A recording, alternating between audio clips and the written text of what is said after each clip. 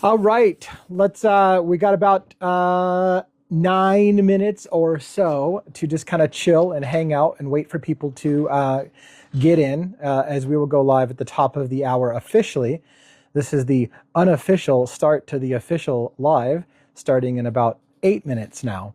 And I always have to work on my voice level because I am a much closer to my microphone and a much more sensitive microphone than I have been using for the past month. And I'm still training myself to stop getting so loud, which I'm going to talk a little bit about, by the way, in 8 more minutes. We'll cover that a bit too. So thanks for those who are joining in, and Mrs. Devil's Advocates. So someone said hi. Sarah said hi. You got to get yourself. Hi, Sarah. I got to get. She's getting logged in here still. It's been a crazy busy day. Yeah, you have been out a lot today. I have. So a lot of stuff to talk about today. Excuse me. And I'll cover what this format's going to be tonight, officially in 7 minutes, so that you can decide if you want to hang out for the evening with us or not. Hello, TikTok addict. Welcome. Thanks for joining us. I'm excited to see a lot of names that I'm familiar seeing. I'm also, of course, excited to see new people who haven't checked us out before. So all of it is kind of exciting in its own regard. So glad to see you guys here, and hope that you will get something out of tonight's episode or live or whatever you want to call it. I kind of view it as a show because after I get done, I end up posting it also to YouTube. And so we get kind of double mileage out of these lives. And we're moving into podcast formats and things like that. So I'll talk about that some more as well in less than 7 minutes, about 6.5 minutes, or maybe 6 minutes, roughly. You probably should get the cat out of here, Rhonda, because he's going to jump on the back of my head, I assure you. But he's so cute, though. He is very attractive, but he will make my life miserable. Look at that face. I see his face. Possibly. I see his face. You got to show everybody his face. Oh my gosh, you're going to get cat hair all over me. But he's so cute, This guy has to leave because, see his messed up ear? Hi, buddy. He's got a messed up ear because he has a chicken allergy, and he ended up getting his ear all inflamed and what'd they call it? Hematoma. Hematoma in his ear, poor guy. And we had to drain his ear, and we had a couple of options. And now his ear is messed up for life, poor guy. But unfortunately, he does not know that he is not as attractive as he used to be. He's still super attractive. The blue eyes make up for it. The blue eyes make up for it, yeah. Some comments on this live were filtered to protect the community. I haven't even said anything yet. What is that? What is that? It wasn't necessarily directed to me. Somebody may have said something in the... my wife, who's going to moderate, by the way, should be paying attention to all the comments in the channel to make sure that somebody didn't say anything that's going to get us all in trouble. Everybody's going to be great. Everybody's going to be great. Let me remind you, however, I say this a lot, and I want to make this comment. I have been super lucky. I continue to say this. I want to cross my fingers. I've been super lucky and haven't received a community guideline violation for a long time. I did receive a strike a while back, my first strike, and it was appealed and upheld. So, or overturned, whatever you want to say. I'm trying to think in legal terms, but Those anyways. two things are the opposite, aren't they? Right. Yeah, it was the strike was overturned. So I'm in good graces. But having said that, I want to remind you, as I often do, that if something happens and I slip up or somebody reports me or something crazy like that happens, and TikTok decides to put a restriction on this live, it will be basically stop being advertised, which means that if you're already in the room, you'll probably get to stay and have no problem staying in the live, unless of course they shut it down entirely, which I've never seen that happen. But if they restrict the live, it'll basically stop being advertised. So if you surf away, you may not be able to come back if somebody did an oh boo boo, including myself. Awesome. You spent the day listening to Kohberger stuff. I plan on talking about 2 topics tonight, Luigi Mangione and Kohberger. Kohberger will be the bulk probably of what we're talking about tonight, only because there's little less to talk about with Luigi, even though Luigi probably is our primary case that I'm covering, but there's less news to talk about with Luigi.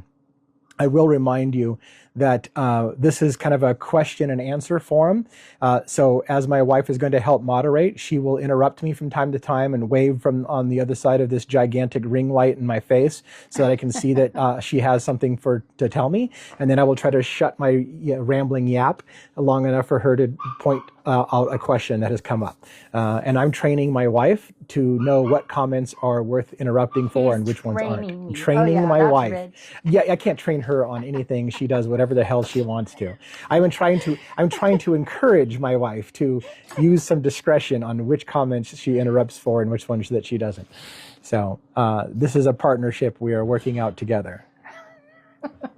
About 3 minutes before we go live. We had a good start. Thank you, by the way, for those who might be spamming like buttons for us. I super appreciate that. It helps out, obviously, and that's why you're doing it. So I appreciate that. These kind of nights when I don't have a formal topic, I'm sure that the viewership's going to be lower. We've got a relatively small account. And so it's kind of more intimate in that regards, right? So we get to have more one-on-one time. So I hope that you're going to enjoy that potential, and I encourage you to ask questions. So thank you so much. Devil's Advocates 2, by the way, there's a link down there. You might want to follow that account if you're not following it. I would please ask you to do that. That's my wife's account. My ultimate goal is to try to get her on a live with me. Last time I saw her account has 35 people because she's not making any videos. I made one video for her account today to try to get her something in somebody's For You page or something like that and try to get some traction. But we're trying to get her up so that she can go live with me. She seems relatively terrified to go on camera, which I find is strange. She's much more attractive than I am, so she should be getting on camera. But anyways, having said that, there's some people who say they like the mystery, that they don't know the mystery woman behind the voice. So she's like, let's just leave it a mystery for people. So maybe we will. 2 minutes and we're going to get started.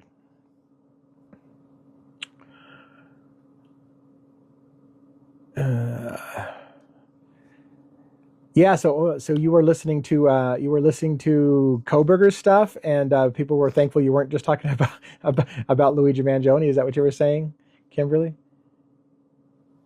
That's funny. All right, we're gonna get rolling here in about 1 more minute. Oh, you watched Sicko. Nice, Sarah. That's good stuff. I've been encouraging those things a little bit as well, and we will talk about that briefly as well here in just about 1 minute as I get ready to do my official. I kind of have fallen into a routine, right? I do an intro / monologue of some kind. I do my heavy, in-depth stuff and go through all my notes for the rest of the time, and then I close with some reminders. So that's been my format. And it used to be that I was going to ask people, well, sometimes, I haven't decided. I will ask people to hold their comments or your questions mostly to the end so I can get through important information first. However, being that it's a little bit lighter of a news day, with the exception of some Kohberger stuff, it's a little bit lighter. I'm okay with being interrupted more often tonight with immediate questions, so we can go a little bit less rigid of you just listening to me ramble, and we can have it a little bit more active. Okay, so it is now the top of the hour, and my moderator is about ready to walk out of the room. What the hell is that? I'll be right back. What? You got a microphone on your lapel. It's going to follow you. Don't do anything weird in the other room. All right, so let's get started. For beginners, I want to tell you what the format of tonight's show is going to be. Tonight's format for tonight is kind of an open questions and answer. I will do my best to try to kind of pay attention to the chat, but that's my wife's main role, is to pay attention to the chat so that she can let me know if there's something, and hello, thank you. Tonight's format, if you will, is going to be Luigi Mangione first for probably about 20 minutes, maybe. And then the rest will be on Kohberger. The reason being is that there's not as much to talk about with Luigi right now in the news. I have covered a lot about Luigi, and I will tell you some projects that are coming up regarding Luigi. If you are just obsessed with Luigi, I have got some stuff in the works for you. Plus, I have lots of videos I'm going to talk about that you can go and hear my take on those things if you want. Have you seen the newly released Luigi letter? Holy crap, man. I try to stay up on everything. What letter? Frick, man. My life is reading news articles and keeping up on stuff. How did you get a letter? That is a no. Well, I mean, okay. Let me amend this. There's been letters that fans have said Luigi has written them, and they're doing TikToks and videos about them and the letters that he has sent them. But I don't know if that's what you're talking about, unless this is a new letter. And then I'm gonna be like, okay, if it's a brand new letter, I probably haven't seen it. If it's a letter that's been out in circulation for a while, and all the comments about his flippant expression of being arrested for eating a hash brown, yes, I have seen that. I have seen that. So let's talk about Luigi first for about 20 minutes or so, and then we'll talk about Kohberger for the rest. Again, I encourage you, even if you are not following Luigi or Kohberger, to stay for both. The reason being is that one of the things that I like to focus on in The Devil's Advocates is an examination and a critical analysis of mainstream media, law enforcement, and the judicial system. And I try to do my best to explain legal terms that a lot of podcasters, I feel, just expect you to understand what those terms mean. Little things, like, for example, people will say, well, so-and-so went before the magistrate, but they just assume you know what the difference is between a magistrate and a judge. I don't assume that you know the difference between a magistrate and a judge. And so we'll spend a little time explaining some of those concepts, or what a motion in limine is. For example, we're going to talk a lot tonight on the Kohbergers motions in limine, and I'll explain. Huh? How do you spell that? Limine, I think, limine. It's a Latin term. Like our legal system is all based on Latin terms. So motion and limine. I'll explain what that means. And so, and what the big shocking revelations were for the new motions in limine. So we're going to talk about a lot of those things. So this is kind of an educational platform. I do my best to educate myself on the legal system and law enforcement procedures and your rights as citizens in America. And then I explain to you what those rights and those legal system things are, my analysis and my interpretation. So that's what I offer different than some podcasters.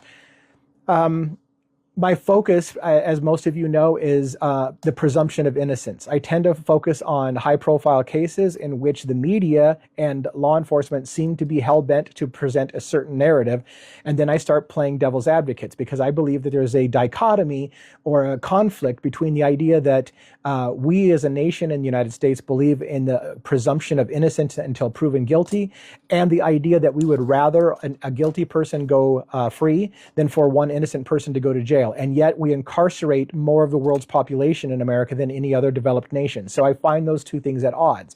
How can we believe truly that people are innocent until proven guilty and then incarcerate more people per capita than other developed nations? That makes no sense to me.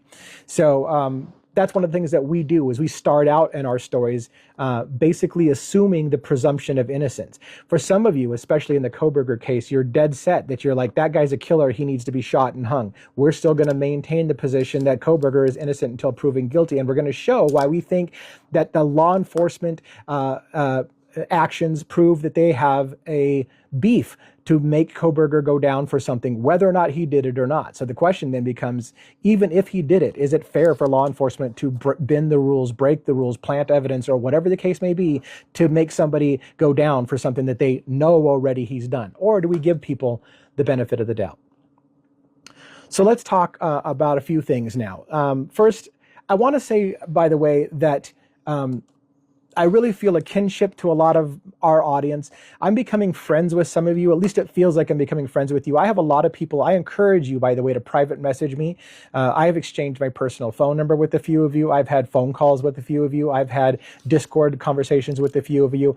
And one of the things that I've always stated in life was, when you have coworkers, those coworkers are not your friends. If you have to pay somebody to spend time with you, that's not your friend. The true test of a friend is somebody who chooses to spend their time with you. So the fact that you are here tonight, spending your time with me and choosing to spend your time with me when you could be watching something else on TV, that is a sign to me of friendship. It makes me feel a certain kind of connection to you, is that you've chosen to spend your time with me. Nobody's paying you to be here. So I want to just express that I start to feel connected to our audience, because this is where you're choosing. This is where you're choosing to spend your time, and I'm grateful for that.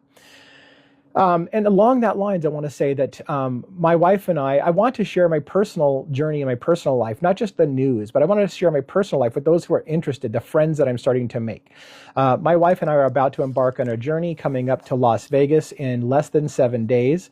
And I want to share that with you. It doesn't feel like TikTok is a great place to share that, but my wife, who was adopted, is found out recently that she had 2 sisters that she didn't even know she had. I didn't know my father. And she didn't know her her father.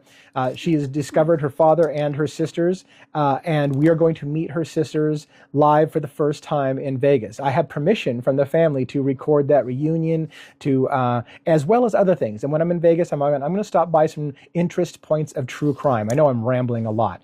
Some interest points. I might visit the Mob Museum, for example. I'm going to go visit for Mandalay Bay, where the shooting happened. Remember, there was a shooter that was a big conspiracy theory shooting a concert from across the street from the Mandalay Bay. Might visit the Trump building with the Cybertruck explosion with Matthew Livisberger.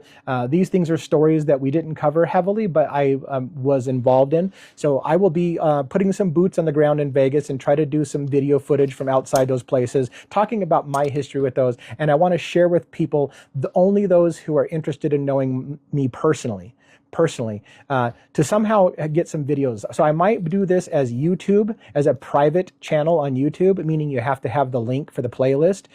One way or another, I'm going to try to make that available for those who want to listen to my personal story. I don't imagine I'm going to do it on TikTok, but I might put the link out on TikTok so that you can find it if you choose to follow that. What do you think we didn't hear much about the other CEO's house being targeted? I'm not sure. That's a good question. I'm kind of, let me get through my monologue a little bit more and get into the things, and we'll talk about that CEO's house that was shot up. I think that was in Oregon, wasn't it? I think that was in Oregon, which is funny because I'm in Oregon as well. So I maybe should have paid more attention, but it didn't seem like it was the same MO, of course, as this shooting with the Luigi Mangione that is the alleged shooter. We do not know that Luigi Mangione was the shooter. And we are going to the Sphere, by the way, Michelle. I'm excited about the Sphere. I've never been to Vegas when the Sphere is there. I don't know if I'm ever going to go to Vegas again after this trip. This may be my last trip to Vegas, but the Sphere is on our list, and we're going to go check out the Sphere. It's one of the first things actually we're doing when we're down there. So let me get into a few more things. There's a saying in life that says you can't please all of the people all the time, and no such thing is truer than my delivery, right? People tell me to just be you, just be you. One of the things that's happened in the last few times that I've been doing is I've had several people, I think it's 3, out of all the people who watch us, I think 3 people have said, hey, I love your lives and I love your videos, but could you please stop shouting? Because when I get excited, I raise my voice and I tend to start getting loud and I get excited. And I said to myself at the time, I thought, like, are people watching me because I get excited and passionate about my thing? Will toning down the shouting make me not as authentic? Will it come across as not me? Because I need to be me. And I said, the irony is, as soon as I decide to work on not shouting, which I have been doing for the last 2 lives, including now, by the way, I have a lapel mic, which is much closer, so I don't feel like I have to project and shout as much. So I'm trying to keep myself a little more reserved and a little less loud. And the first thing that happened after I did that is someone said, I love your shoutiness. And I'm like, oh my God, like I can't win. Like you cannot please all of the people all the time. One of the things I would like to ask, and maybe my wife can watch the comments as I ask this question, is just as a random poll, do you think that my shouting is a deterrent or an attraction towards my delivery? And because I just don't know whether or not I'm trying so hard to curtail the shoutingness, because I don't feel like I can. I don't feel like it detracts from the message if I shout less. So I don't know that it's horrible for me not to. But so some people are saying shout away. Like I said, I can't win. Like I know that I shouldn't probably shout with this microphone so freaking close to my face. So anyways, that's it for now on that. Let's get into the Luigi Mangione stuff, which I said I will probably wrap that up pretty quickly with Luigi Mangione, and then the rest will be on Bryan Kohberger. I hope that you will stay for both sections, both parts of this. And Rhonda, I see a lot of messages coming through, so let me know if there's something I'm missing, because they look like they're kind of lengthy. Somebody loves your eye color. Oh, and thanks. They said you do you. You're doing a good job. Love Thanks. the shouting. Good. See, I haven't heard anything negative yet. I don't know what to do with the shouting thing. We're working on that. So the first thing I want to say is this, and I'm really trying to figure out how to do this. A part of me wants to make you understand the difference between intending to hurt somebody and not intending to hurt somebody. And so where I'm going with this is this. when you're covering true crime, for example, there is a number of people who get upset with me because they feel like I'm not being respectable to the victims. You know, how dare you suggest that Bryan Kohberger, for example, is innocent, because that is so disrespectful to the families. And so people will get on my case to basically say I should be ashamed of myself for being disrespectful to the families. And my answer is this, is that I in no way, shape, or form intend to be disrespectful to the families. And I am truly and honestly sorry for any victims who feel hurt, families, friends who feel hurt because I uphold the concept of innocent until proven guilty in a court of law. If Kohberger is indeed the killer, I will be the first person to say, when I see the material evidence and the proof of it, that yes, he should be punished for that. And if it's a firing squad or whatever the case may be, I'm okay with the verdict that a jury delivers. What I don't want to see is a miscarriage of justice where you have to lie and manipulate and plant evidence in order to make that conviction stick. That is not respectful to Bryan Kohberger's family if he was innocent. And so that's one preface to what I'm saying. Where it also leads to Luigi Mangione is this. I made a video recently, and I'm just getting crucified on this video. I thought it was funny, cute. I didn't mean to do it for clickbait. I didn't mean it to cause any harm to anyone. And it was in reference to a supposed friend who came forward in one rag magazine saying that Luigi Mangione had participated in 20 videos of an unsavory nature, if you will, but done with high quality lighting, not just some grainy footage. If you don't know what I'm talking about, bear with me. Most of you are probably able to follow along and understand what kind of language I'm using to try to anyways, yes. So I made a joke. I thought, because here's another thing about me. I tend to have a morbid sense of humor. I'm the kind of person who can make light of death and tragedy at inappropriate times. That's just me. I'm like the EMT guys. The EMT guys who show up, ambulance guys who show up on scene, will make jokes about the victims. And somebody who hears that will be like, oh my God, how insensitive are these people? It's just part of some people's makeup. I tend to find something funny in everything. And so I made a video on TikTok because I had people reaching out to me about the Luigi Mangione tapes.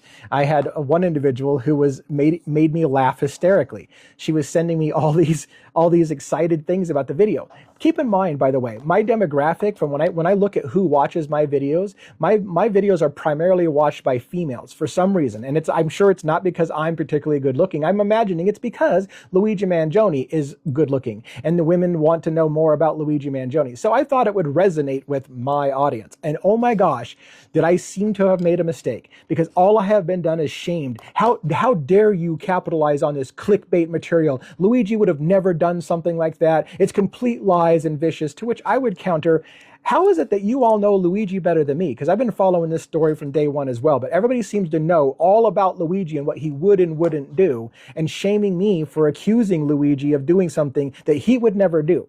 So my defense is this. One, if you have been offended by my video post where I was trying to make light of a situation and just talk about the breaking news that was literally all over Google when I searched for it, I couldn't avoid it. It was a page of all these hits. Everybody was talking about it. And yes, they were all quoting the same source. I wasn't doing that just to get myself a bunch of attention. I was doing it because I thought it would resonate with a certain... In fact, I'm surprised that more people who have privately messaged me with their personal feelings about Luigi weren't a little bit more in support of that video. Instead, I just seem to have gotten crucified over and over again about how ashamed I should be for pandering to some clickbait type story. Honestly, I don't know that it is untrue. I understand that it's not from a reliable source, and it's just being repeated over and over again. So again, if this has offended you, I do apologize. On the other hand, I didn't make that video to hurt anybody, and I didn't mean for it to go the way that it did. So take that for what it is. It was meant to be in humor, and it didn't apparently go over well with a lot of you. To be fair, I don't know that it was a lot of you. It could have. I didn't recognize the names who were shaming me, so it may be not even my audience. But I just wanted to address that. If you're here and you thought that I was shamefully getting clickbait by talking about the Luigi videos, I'm sorry that that offended you. I'm still going to talk about the news, and that was news. I think that anything about Luigi is a human interest case. We've been interested in the books that he supposedly read, the Goodreads reviews that he's read, the Reddit posts. This is no different. This is another story where somebody says, hey, this is what Luigi did, take it or leave it, and we talk about it. So anyways, enough of that. Couple last things about Luigi Mangione before we move to the Kohberger information. I have a book series that I've been doing on YouTube called Luigi's Bookshelf. We are reviewing a book by Elizabeth Rosenthal called An American Sickness. We're about 17 to 20% through that book. By that I mean, I wanted to have what I would call a book club where I will, and Luigi Mangione basically, Luigi Mangione allegedly said that as he had grievances against the healthcare industry, but that he was not the kind of person who was qualified to tell how the healthcare system is so bad, and recommended specifically Elizabeth Rosenthal's book, An American Sickness, and Michael Moore's documentary, Sicko, which somebody in here earlier in the night just said they just got done watching Sicko. I compliment any of you who are going out there to educate yourself on the bigger issue. If this shooting was done because of anger and outrage, whether it was Luigi or anyone else, if this shooting against Bryan Thompson was done because of anger and outrage at our out of control and abusive medical system in America, it behooves us to educate ourselves and use this as a moment to change our society for the better. Educate ourselves on how that got so bad that somebody would murder somebody in cold blood, if you will, in the street of New York because of how bad it got in the health and care system. We've been reviewing this book, on Luigi's Bookshelf, called An American Sickness. We have people from all over the world, France a lot, Germany, other places, who are saying, your American healthcare system is horrible. We didn't realize how bad it was, you poor Americans. People are sympathizing with us in America on how shitty it is. I've had people say, how are you Americans not rioting in your streets? One can argue, well, maybe some people are shooting CEOs dead in our streets and shooting up their houses. For example, the one that was, I think it was in Oregon somewhere. So circling back to that conversation. So I encourage you to get involved, if you will, in those discussions. Read the book, An American Sickness. Join my YouTube discussion where you can hear my comments about American Sickness and leave comments and discussions in the comments of that video. It's a great way to get involved. Watch Sicko, Michael Moore. We're trying to get people to get educated on the story behind this story as well. All right. I think I've got one more thing or two about Luigi Mangione. Oh, yes. Again, tonight's a low night for Luigi Mangione for me. However, I have another chapter ready to go for An American Sickness book review. That's related to Luigi Mangione that I will be publishing probably tomorrow. In addition, I'm about to release my first long-form video / podcast called The Devil's Briefcase, in which I'm going to focus on the two playlists, one playlist for Luigi Mangione and one playlist for Bryan Kohberger, so that you can listen to whichever story you want and just subscribe to that thing. This long form video, the first one I'm going to have is going to be on Luigi Mangione. It's called The Game Theory. I'm going to go in detail in the first episode of The Devil's Briefcase called The Game Theory, in which I'm going to talk about the idea that whoever committed the murder against Bryan Thompson may have been playing a game, may have left clues like Monopoly money, may have been arrested in Altoona, Pennsylvania because its connection to the Pennsylvania Railroad and Monopoly, may have been arrested in a McDonald's because of its connection to Monopoly, the Pokemon number 286 and the denial of claims number. There's a lot of inferences that somebody who committed this was playing a game or using game references. Even the fake ID of Luigi Mangione, Mark Rosario, sounds like Mario and Luigi from Mario Brothers. So we're going to dive into that deeply. What I have sniffed out as evidence or suggestions that a group of conspirators may have been designing an elaborate game to get away with this situation. and I'm going to go into that in depth on episode 1, the game theory. So I encourage you to watch that and look for that on YouTube. Follow my YouTube channel if you want to see that. That should be coming out in a day or two. But I'm also preparing for my trip to Vegas, so we've got that. Oh yeah, last thing before we get into Kohberger for the night. On the Vegas trip, obviously, I will not be able to do my regularly scheduled lives Monday, Wednesdays, and Fridays at 6 p.m. Pacific Standard Time. Literally, I'll be watching shows in Vegas with our family.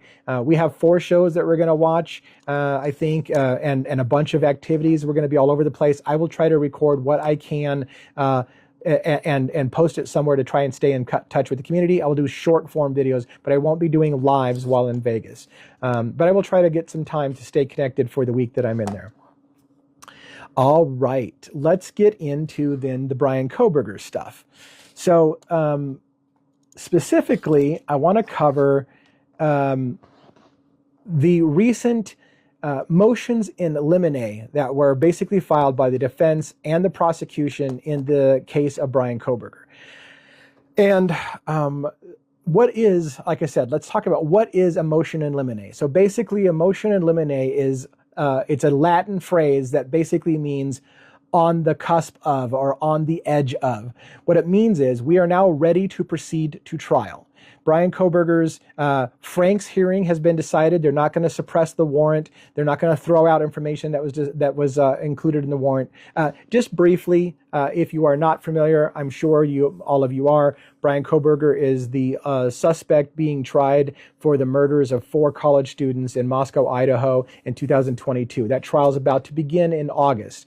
And if you haven't been following, again, I will be doing a long form video on the Devil's Briefcase, probably episode 2, which will be an introduction to the Bryan Kohberger situation. So we're doing Luigi as episode 1. We'll probably do a Bryan Kohberger as episode 2. And just slowly get ourselves back up to speed with that case for those who are unfamiliar. But what has happened is, the defense had recently made a motion for a Frank's hearing to basically toss out the search warrant on Bryan Kohberger, specifically related to IgG material, which was basically genealogy and DNA evidence that was developed to try to tie Bryan Kohberger, the suspect, to the crime scene by the one piece of what they call touch DNA. We're going to basically discuss that in detail. When we get into tonight, the motions in limine, one of those motions in limine is about the term touch DNA and why that term may be prejudicial. We're going to talk about that in detail. So you're going to learn a lot about the legal system, I feel, by having these discussions and asking questions and having us work through understanding what the legal issue is and whether or not they are true. So we're going to basically cover 5 motions in limine. They could mostly we're going to focus on motions of limine submitted by the defense. The prosecution can also submit motions in limine. Let me clarify again what a motion in limine's purpose is. So the first thing that happened recently was the defense asked to basically toss out a search warrant because they felt that the search warrant was obtained illegally. I have weighed in on my opinions on that, and I have agreed that the defense had a good, strong argument for manipulation and lies that had they not been told to the magistrate, which is a lower level judge, then that search warrant may not have been granted in the first place. Essentially, they misled the magistrate as to the license plate on the white Elantra that was at the scene, and they also misled the magistrate relating to DNA searches and database and how the DNA was manipulated to tie Bryan Kohberger to the scene. So ultimately, Judge Hippler, who is presiding over this trial, decided that the defense argument was not sufficient and that they were not going to toss out the warrant, and so therefore we are proceeding to trial. Now come the motions of limine. The motions of limine are basically, okay, now that we're going to go to trial, let's agree ahead of time before we start the case what things we are not allowed to talk about in the courtroom. Because I don't want to waste time. This is the argument. The motions in limine are because we're not going to waste time because you brought something up in court and then we're going to fight about why that wasn't allowed. Let's agree before the trial even begins that certain things are not going to be talked about in the courtroom so that if it comes up, we'll be, hey, reminder, we agreed not to talk about this before the court proceedings began. These are the motions in limine. We're going to focus on 5 motions in limine tonight that were filed that bring up new information that was at least new to me.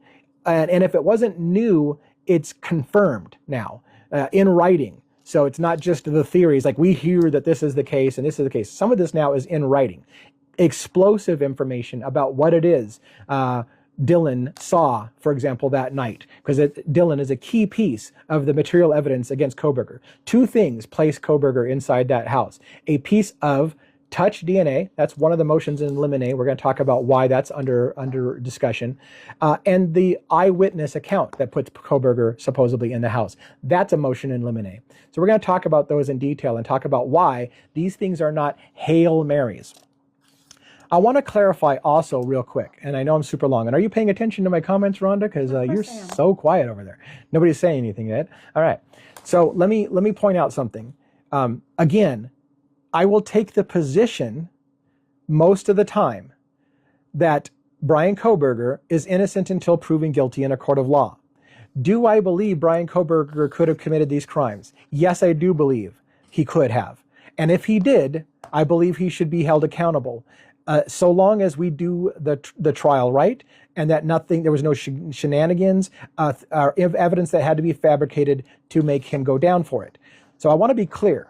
In my mind, he has the presumption of innocence until proven guilty in a court of law. We haven't had that day. Court of public opinion has already convicted Bryan Kohberger, already convicted him. So I'm trying to rebut that a little bit. Like, slow the hell down, everybody. He hasn't even had his day in court, and there's already people telling me there's no reason to have a trial. Shoot him. It's over. And all I can say is thank God you're not on the jury.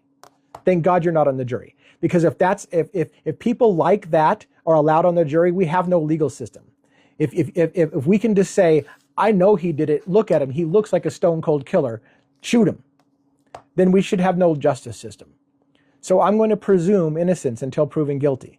Now, like I said, I have to be careful because I don't want to sit there and say that there isn't reason to believe that the person they've got fingered. Somebody had a problem with my use of the word finger, and now I'm all like in my head about that. The young people don't use that word anymore. You need to stop using that term.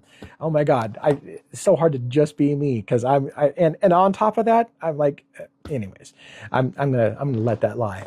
Anyways, so we're going to talk about these things in detail now. But again, I just want to point out that while I'm going to side on the case of Bryan Kohberger for the sake of you have to prove these things, you can't just manipulate things, you can't whatever. We're going to talk about mental health issues. We're going to talk, that's one of the in limine, one of the motions in limine. I'm turning red, yeah. Sorry, my mind goes places that are not too hot for TikTok. So let's go ahead and get into one of the first motions in limine. So I'm going to pull this up on my computer. Give me a moment.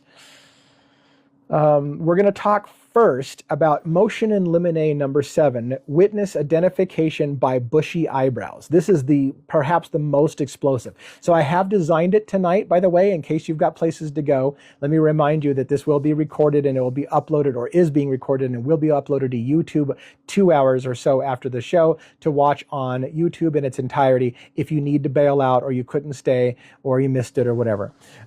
So we're going to talk about the motion in limine number 7, witness identification by bushy eyebrows. Everybody on the internet seems like who's following true crime and following the Kohberger case has been digging into those documents. I've been watching various people give their opinions about it. My opinions are slightly different. And so I hope that you'll get something different from me, perhaps than you've heard from other people. There are those who have read these motions in limine and said, that's it, Kohberger's cooked. It's right there plain as day. For example, one of the things that came out in the motion in limine, getting ahead of ourselves a little bit, was that one of the victims had DNA tissue under her fingernails, right? And I saw a TikToker post, Bryan Kohberger is done. His DNA is under the fingernails of one of the victims. That is 100% incorrect. That is not what the motion in limine says. In fact, the motion in limine says that the DNA of the individual underneath the fingernails cannot positively identify Bryan Kohberger and therefore shouldn't be used. But already people are saying Bryan Kohberger's cooked, his DNA is under her fingernails. No, it's not. Listen carefully, right? So let's talk about those bushy eyebrows. As you may remember, one of the victims, or one of the survivors in the house was Dylan Mortensen. Dylan, who, and let me clarify the way I understand things, and I know a lot of you who follow Kohberger know all these things, but let's clarify. The ground floor, when you come in from the front of the house, is actually the second floor of the house. You can go down to the first floor, which is kind of almost a little bit of a sunken basement, if you will, towards the back of the house. There are 2 bedrooms in the bottom floor. Okay. Then there is the main floor. When you walk in on ground level, you're walking into floor 2. And then there's a floor above that, floor 3. So there are 3 floors of this house. As a reminder, the official story is that Bryan Kohberger arrived around 4 something in the morning, left in his vehicle at 4:20-ish in the morning, and in that span of about 16 minutes went into the house, murdered 4 people on 2 floors, the main floor and then the upper floor, and then left, and without leaving any more than a piece of touch DNA on a knife sheath at the scene, and transferring none of the victim's blood to his vehicle or his belongings that have ever been found to this day.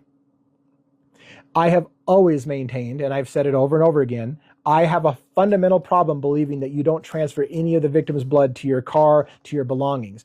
There has never to this day been found the murder weapon, only this sheath with some touch DNA.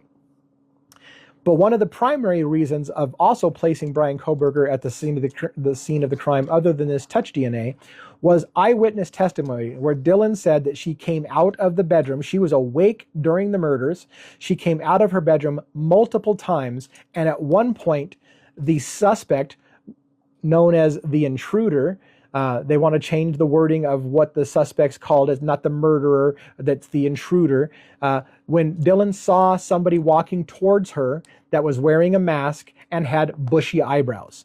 And she gave a general description of the person's build, height, a few inches taller than me, with bushy eyebrows. This was a major win, if you will, for the Bryan Kohberger is guilty conviction, because Bryan Kohberger has some distinctive looking bushy eyebrows. And so that bushy eyebrow eyewitness testimony from Dylan, who saw the killer leaving, right, the intruder, saw him eye to eye with a mask on, but could see his bushy eyebrows, became critical to placing Bryan Kohberger in the house, based on the circumstantial evidence that the suspect or the intruder had bushy eyebrows, and so did Bryan Kohberger. And then add that to the touch DNA and the knife, and according to a large portion of America, we're done. Bryan owns a white Elantra with a missing front plate. We know that a vehicle with a missing front plate went there that night. We do not know that. That turned out to be a lie and a fabrication by law enforcement. I covered that on a previous live. That's my recollection, is that was not true. They did not prove a vehicle, a white Elantra without a front license plate, was at the scene. That was added in later and used to justify a warrant to get Bryan Kohberger. But it was not, they could not identify that vehicle had no front license plate. Anyways, that's a side tangent, but if you want to get into all that, you should watch the previous lives that we posted on YouTube. But let's talk about this bushy eyebrow identification. Anything that you got? Yeah. I'm curious about, what is the 20 tape thing? Do you know what that means? That's the Luigi Mangioni's 20 tapes. Oh, those tapes. Yeah. Okay, that's what they're talking about. I get it. We're not going to touch that with the 10-foot pole. Right. Oh, pardon the pun. Right. See, you're horrible. I can't be married to you. You're horrible. Anyways, so I got distracted. We're gonna go to the bushy eyebrows, because we're back on that. All right. So here's a quote from inside the motion in Limene number 7 about the bushy eyebrows. They want to not use Dylan. So the defense believes that Dylan's credibility has been 100% shot. I'm going to highlight paragraphs from you. And yes, I want to do some reading for you, because I want you to see exactly why Dylan Mortensen's eyewitness testimony is shot. And as a precursor, what does this mean? It means only two things place Bryan Kohberger inside that house: a piece of touch DNA, which there's a motion to eliminate against that. We'll talk about that in a little bit. And this eyewitness testimony, which they believe should be thrown out because Dylan Mortensen has no credibility whatsoever as an eyewitness. And I'm going to prove it from my perspective and my analysis. Other people I know have read this same document and didn't come to the conclusion that I did. So listen, hear me out. You decide. You watch other people. You see if I'm being unfair with it. In this case, the description provided by Dylan Mortensen is unreliable and should be excluded. This is what the motion says. Although she has never identified Mr. Kohberger, testimony by DM, Dylan Mortensen, from the witness stand describing bushy eyebrows while Mr. Kohberger sits accused in the trial will be damning as her pointing to him and saying, he's the man that did this. In other words, what they're saying is, first and foremost, if she gets on the stand and says that the killer had bushy eyebrows while the jury is staring at this Bryan Kohberger with bushy eyebrows, if I was his defense, by the way, I would shave the hell out of his eyebrows before he came into court. But that's just me. But anyways, if they do that, you might as well just have told the verdict that what she's really saying is that man over there is the man who did it, purely based on the circumstantial thing that his eyebrows are a little thick, which of course is not something to convict on, but it will prejudice the jury. Continuing on, when considering whether identification by a witness is reliable, the Idaho Supreme Court has applied the Manson-Biggers balancing test, which looks at four things.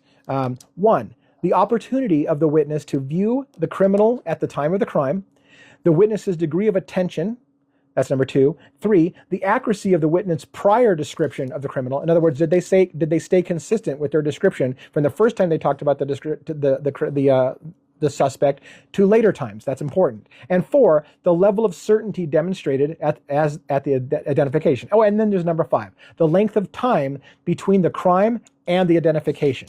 Okay, so this is a standard that Idaho Supreme Court has applied to cases where there's an eyewitness. It's called the Manson-Biggers balancing test. Okay, so what they're going to argue in this motion of limine is that Dylan Mortensen fails every part of that test of whether or not she's a credible witness, and therefore should not be allowed to testify and put Bryan Kohberger in the house because her testimony is shit.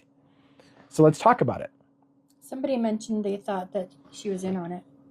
Right. There are conspiracy theories that believe that the surviving roommates, Dylan in particular, was in on it. And there's a lot of reasons to believe that. I don't want to side tangent too far, but it's a great point. I don't want to side tangent too far because there's a lot of talk about the 911 call.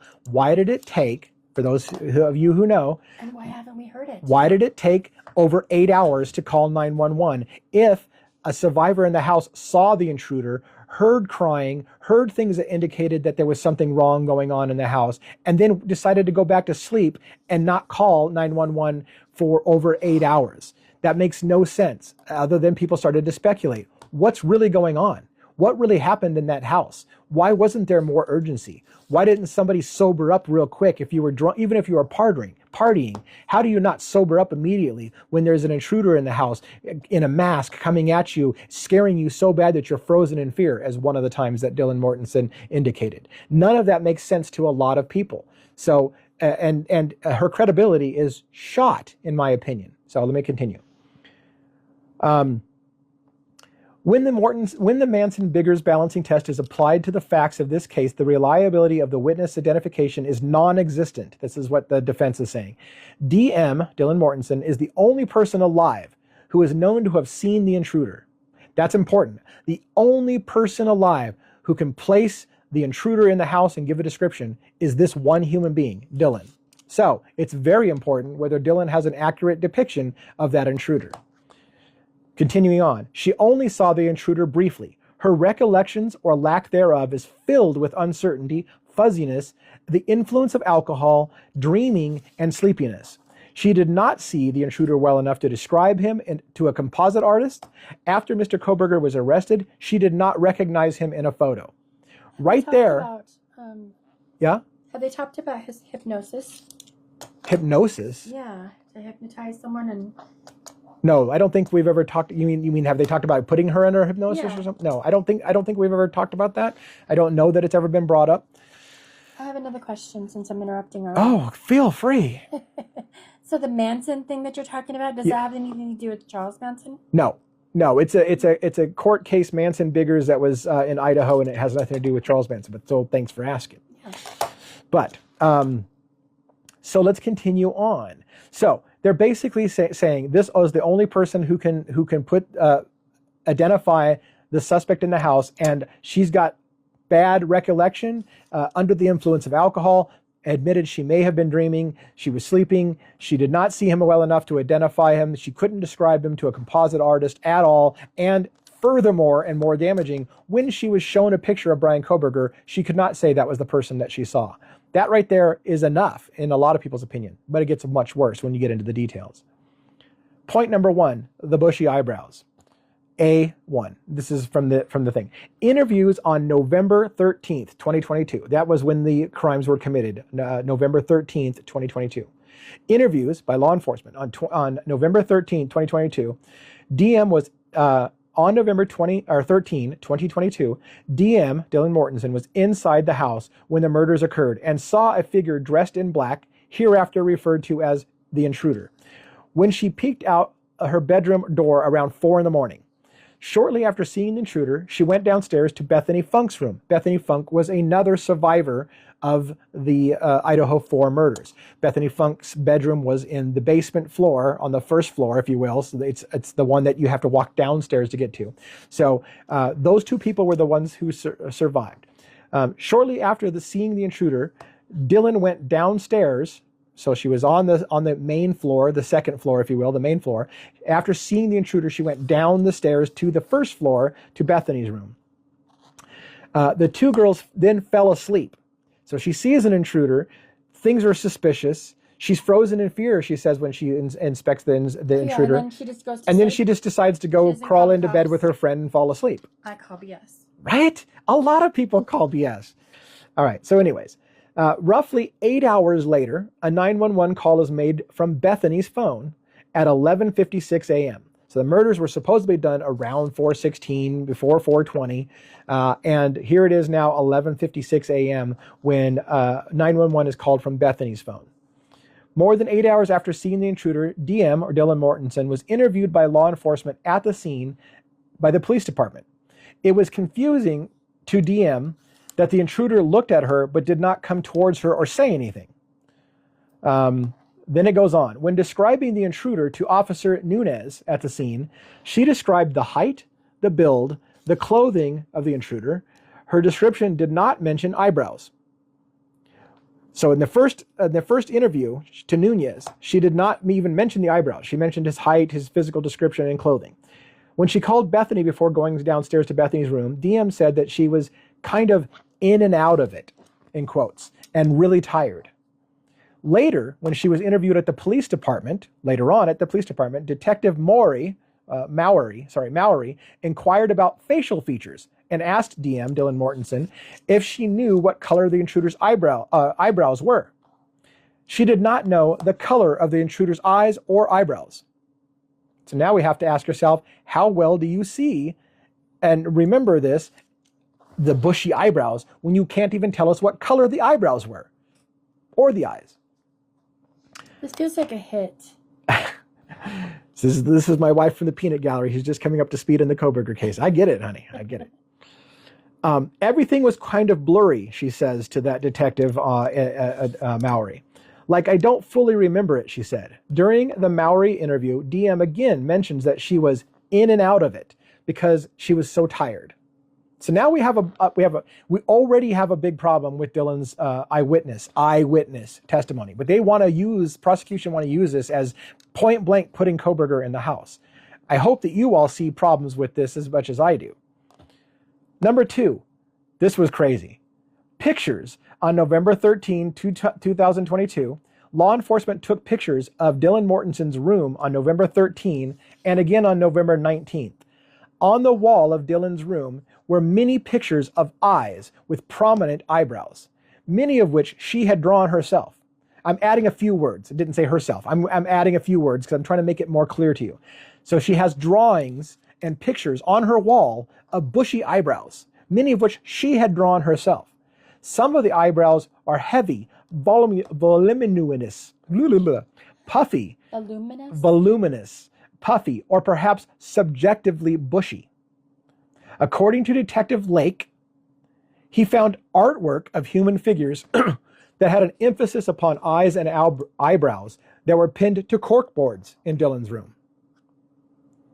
So let's think about this for a minute.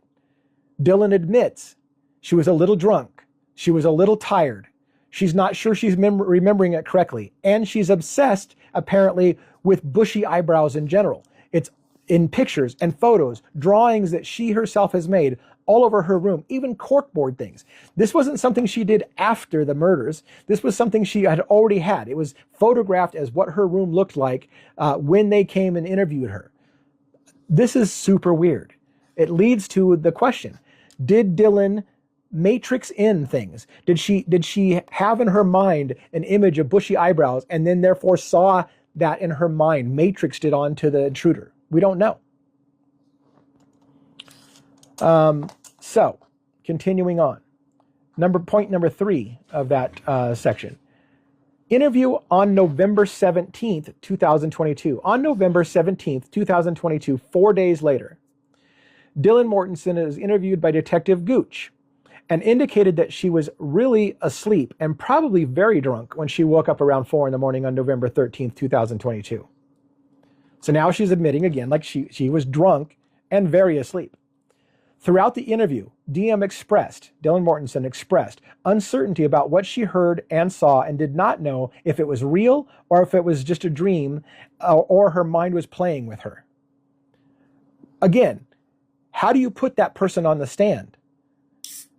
They would crucify her on the stand. And essentially that's what the defense is saying, is like, don't waste the jury's time listening to her. She'll never stand up. You're wasting everyone's time. This is not a reliable witness. If you put her on the stand, you're just wasting a bunch of time for us to shred her to pieces and show that she has no credibility whatsoever. So don't waste the jury's time listening to a witness whose credibility is completely effing shot. She doesn't meet the standards of the Manson-Biggers reliability test of a night witness. And How does that test go? And it continues more. Yeah, like I said, there's 5 conditions that they basically look for to see the reliability of an eyewitness. Did you say what those were? I did. Oh, I did at the beginning. Sorry. Yeah, no worries. We can go over it again if we need to. So, continuing on.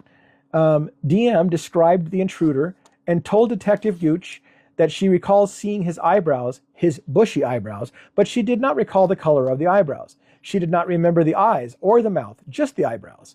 When she saw the intruder, she thought that the intruder was about 3 feet away from her, but it could be off since she was still a little drunk. She did not think that she could remember enough to give a composite for a composite artist. She could not recall the bushy eyebrows, or she could just recall the bushy eyebrows, but not the shape or the color. In his interview, Detective Gooch asked if Dylan Mortensen had anxiety, which led Dylan Mortensen to state that she had a lot of lucid dreams of being kidnapped and chased. She indicated that she watched a lot of Criminal Minds and fell asleep to crime podcasts. These lucid dreams began in high school. Is anybody but me saying holy shit? Like, literally, this witness is obsessed with true crime. She has dreams and nightmares, if you will. She didn't use the word nightmares, about being kidnapped and chased. She's got pictures of bushy eyebrowed individuals that she's drawn and obsessed over on corkboards in her room. And now all of a sudden, in her drunken state of confusion, she thinks she saw a man with bushy eyebrows in the house. Please tell me I'm not the only one who thinks that this is a problem. Going on, point 4. Interview on December 1st, 2022. On December 1st, 2022, a half of a month later, Dylan Mortensen was interviewed again and described the intruder. She did not see his eyes, but she saw 1 eyebrow, or 2, but it was just like this bushy eyebrow, she says. That's a quote. I could just see like an eyebrow, the bushy eyebrow. It was a quote. She did not remember the color or the shape of the eyebrow. She just remembers it being bushy. She did not remember if she saw 1 eyebrow or 2. Throughout the interview, Dylan Mortensen, indicated that she had always had really bad dreams, lucid dreams, and scary dreams. I would call those nightmares, but she didn't use that word. She said she had really bad dreams, lucid dreams, and scary dreams about men with bushy eyebrows. She did not know what parts of her recollections were dreams and which part were real. I want to point this out, by the way. I made a comment early on that Dylan Mortensen, I found out, had been interviewed at least 4 times and changed her story every time, including saying that she may have dreamt the whole thing. And someone called me names on my things and said, "You're an asshole. She never said that she dreamt it." Well, it's right here in the motion in limine. This is word for word testimony in writing in a court of law about what officers said Dylan Mortensen said to them. Yes, she did say she may have dreamt the whole thing. Yes, she did say she may have been too drunk. Yes, she did say she's not sure she remembers it correctly. Wasting their time with this lunatic. Well, because we have to have a trial. And she's the only person. She's the only person. She's the only person that can positively identify the intruder as in the house as looking like Bryan Kohberger. And I started shouting again. Did you notice I started shouting again? All right. So let's continue on. Point 5: statement/affidavit to support the arrest warrant. On December 29, 2022, a statement submitted by law enforcement in support of the arrest warrant used descriptive information from Dylan Mortensen's interview. DM described the figure as 5'10" or taller, male, not very muscular, but athletically built with bushy eyebrows. So in other words, what this is saying is they used this shitty testimony from Dylan Mortensen, who admits that she may have dreamt it. She's obsessed with bushy-eyed people that she dreams about and has nightmares about and watches true crime and is constantly thinking about these bushy eyebrows. She's not sure he had 1 eyebrow, 2 eyebrows she saw. She doesn't know the shape. He doesn't know his eye color. But this eyewitness now is told to a magistrate that there was an eyewitness that can place the description of the suspect as being 5'10" with bushy eyebrows, which matches Bryan Kohberger. Will you please give us arrest warrant so that we can go after Bryan Kohberger? Sure, based on that eyewitness testimony, you can have that arrest warrant. I don't know how Hippler, for example, tossed that out, other than Hippler really was focused on the DNA evidence, not the eyewitness testimony, in the preliminary to the Franks hearing. There's a lot of legal terms here, so I'm also educating myself on the legal system as we go through this. Hope that you're all following along. We're only on one of the 5 things that I want to talk about tonight, so it's going to go a little longer than I expected, but thank you for sticking with us. All right, let's continue on. So again, my point to that was they obtained a search warrant in part because the search warrant indicated there was an eyewitness that could describe his height and his looks, even though that eyewitness had multiple times, and they just left that out to the information to the magistrate. Had the magistrate, this low-level judge who was issuing a search warrant, known how shitty that eyewitness testimony was, they may not have granted the search warrant based on that evidence. They might have said, that's not going to work. Pretty broad description of somebody. Right, a lot of people have bushy eyebrows. Right. But you know, a pretty general height. Right, but to be fair, the affidavit for search warrant included more than just that. So that was just one piece of it. So all of it together was what the magistrate used to make the determination that they could get a search warrant for Bryan Kohberger. Point 6, interview on December 30th, 2022.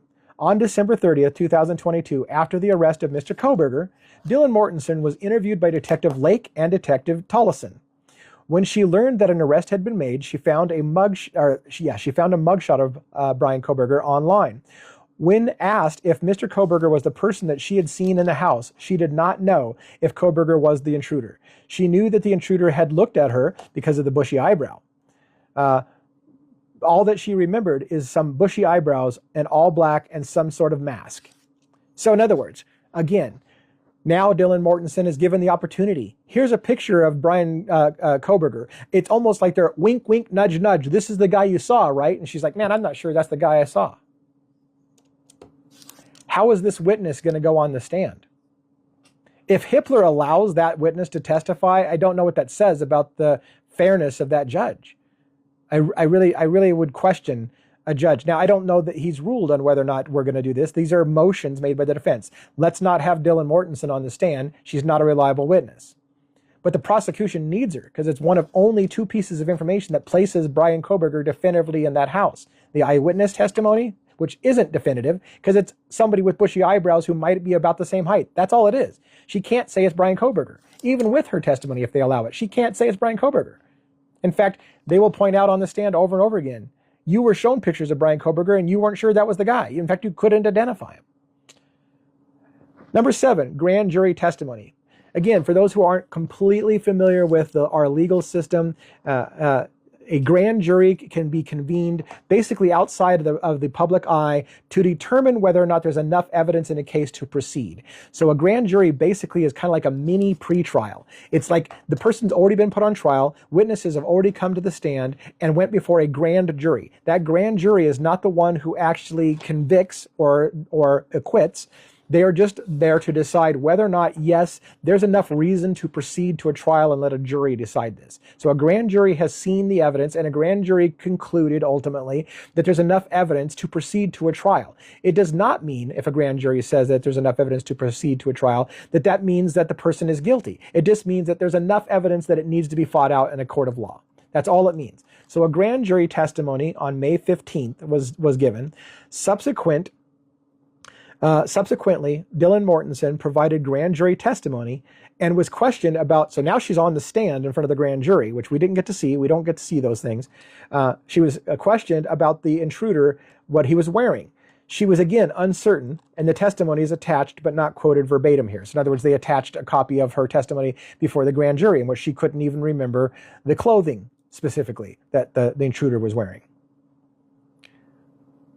Okay, continuing on, and I'm my gosh, like I never know how long these things are going to take. So we're like 1 hour in. I still have like 4 other motions I want to go through, but I think the other ones are shorter. Again, I'm doing this in reverse or in order of importance. This first one is the biggest shocking one. Then the next one, a little less shocking, but still shocking, and so on. And to the last one, which is still interesting in my opinion, still interesting. So if you have to check out late, you won't miss. You'll get the big ones. You'll get the big ones early.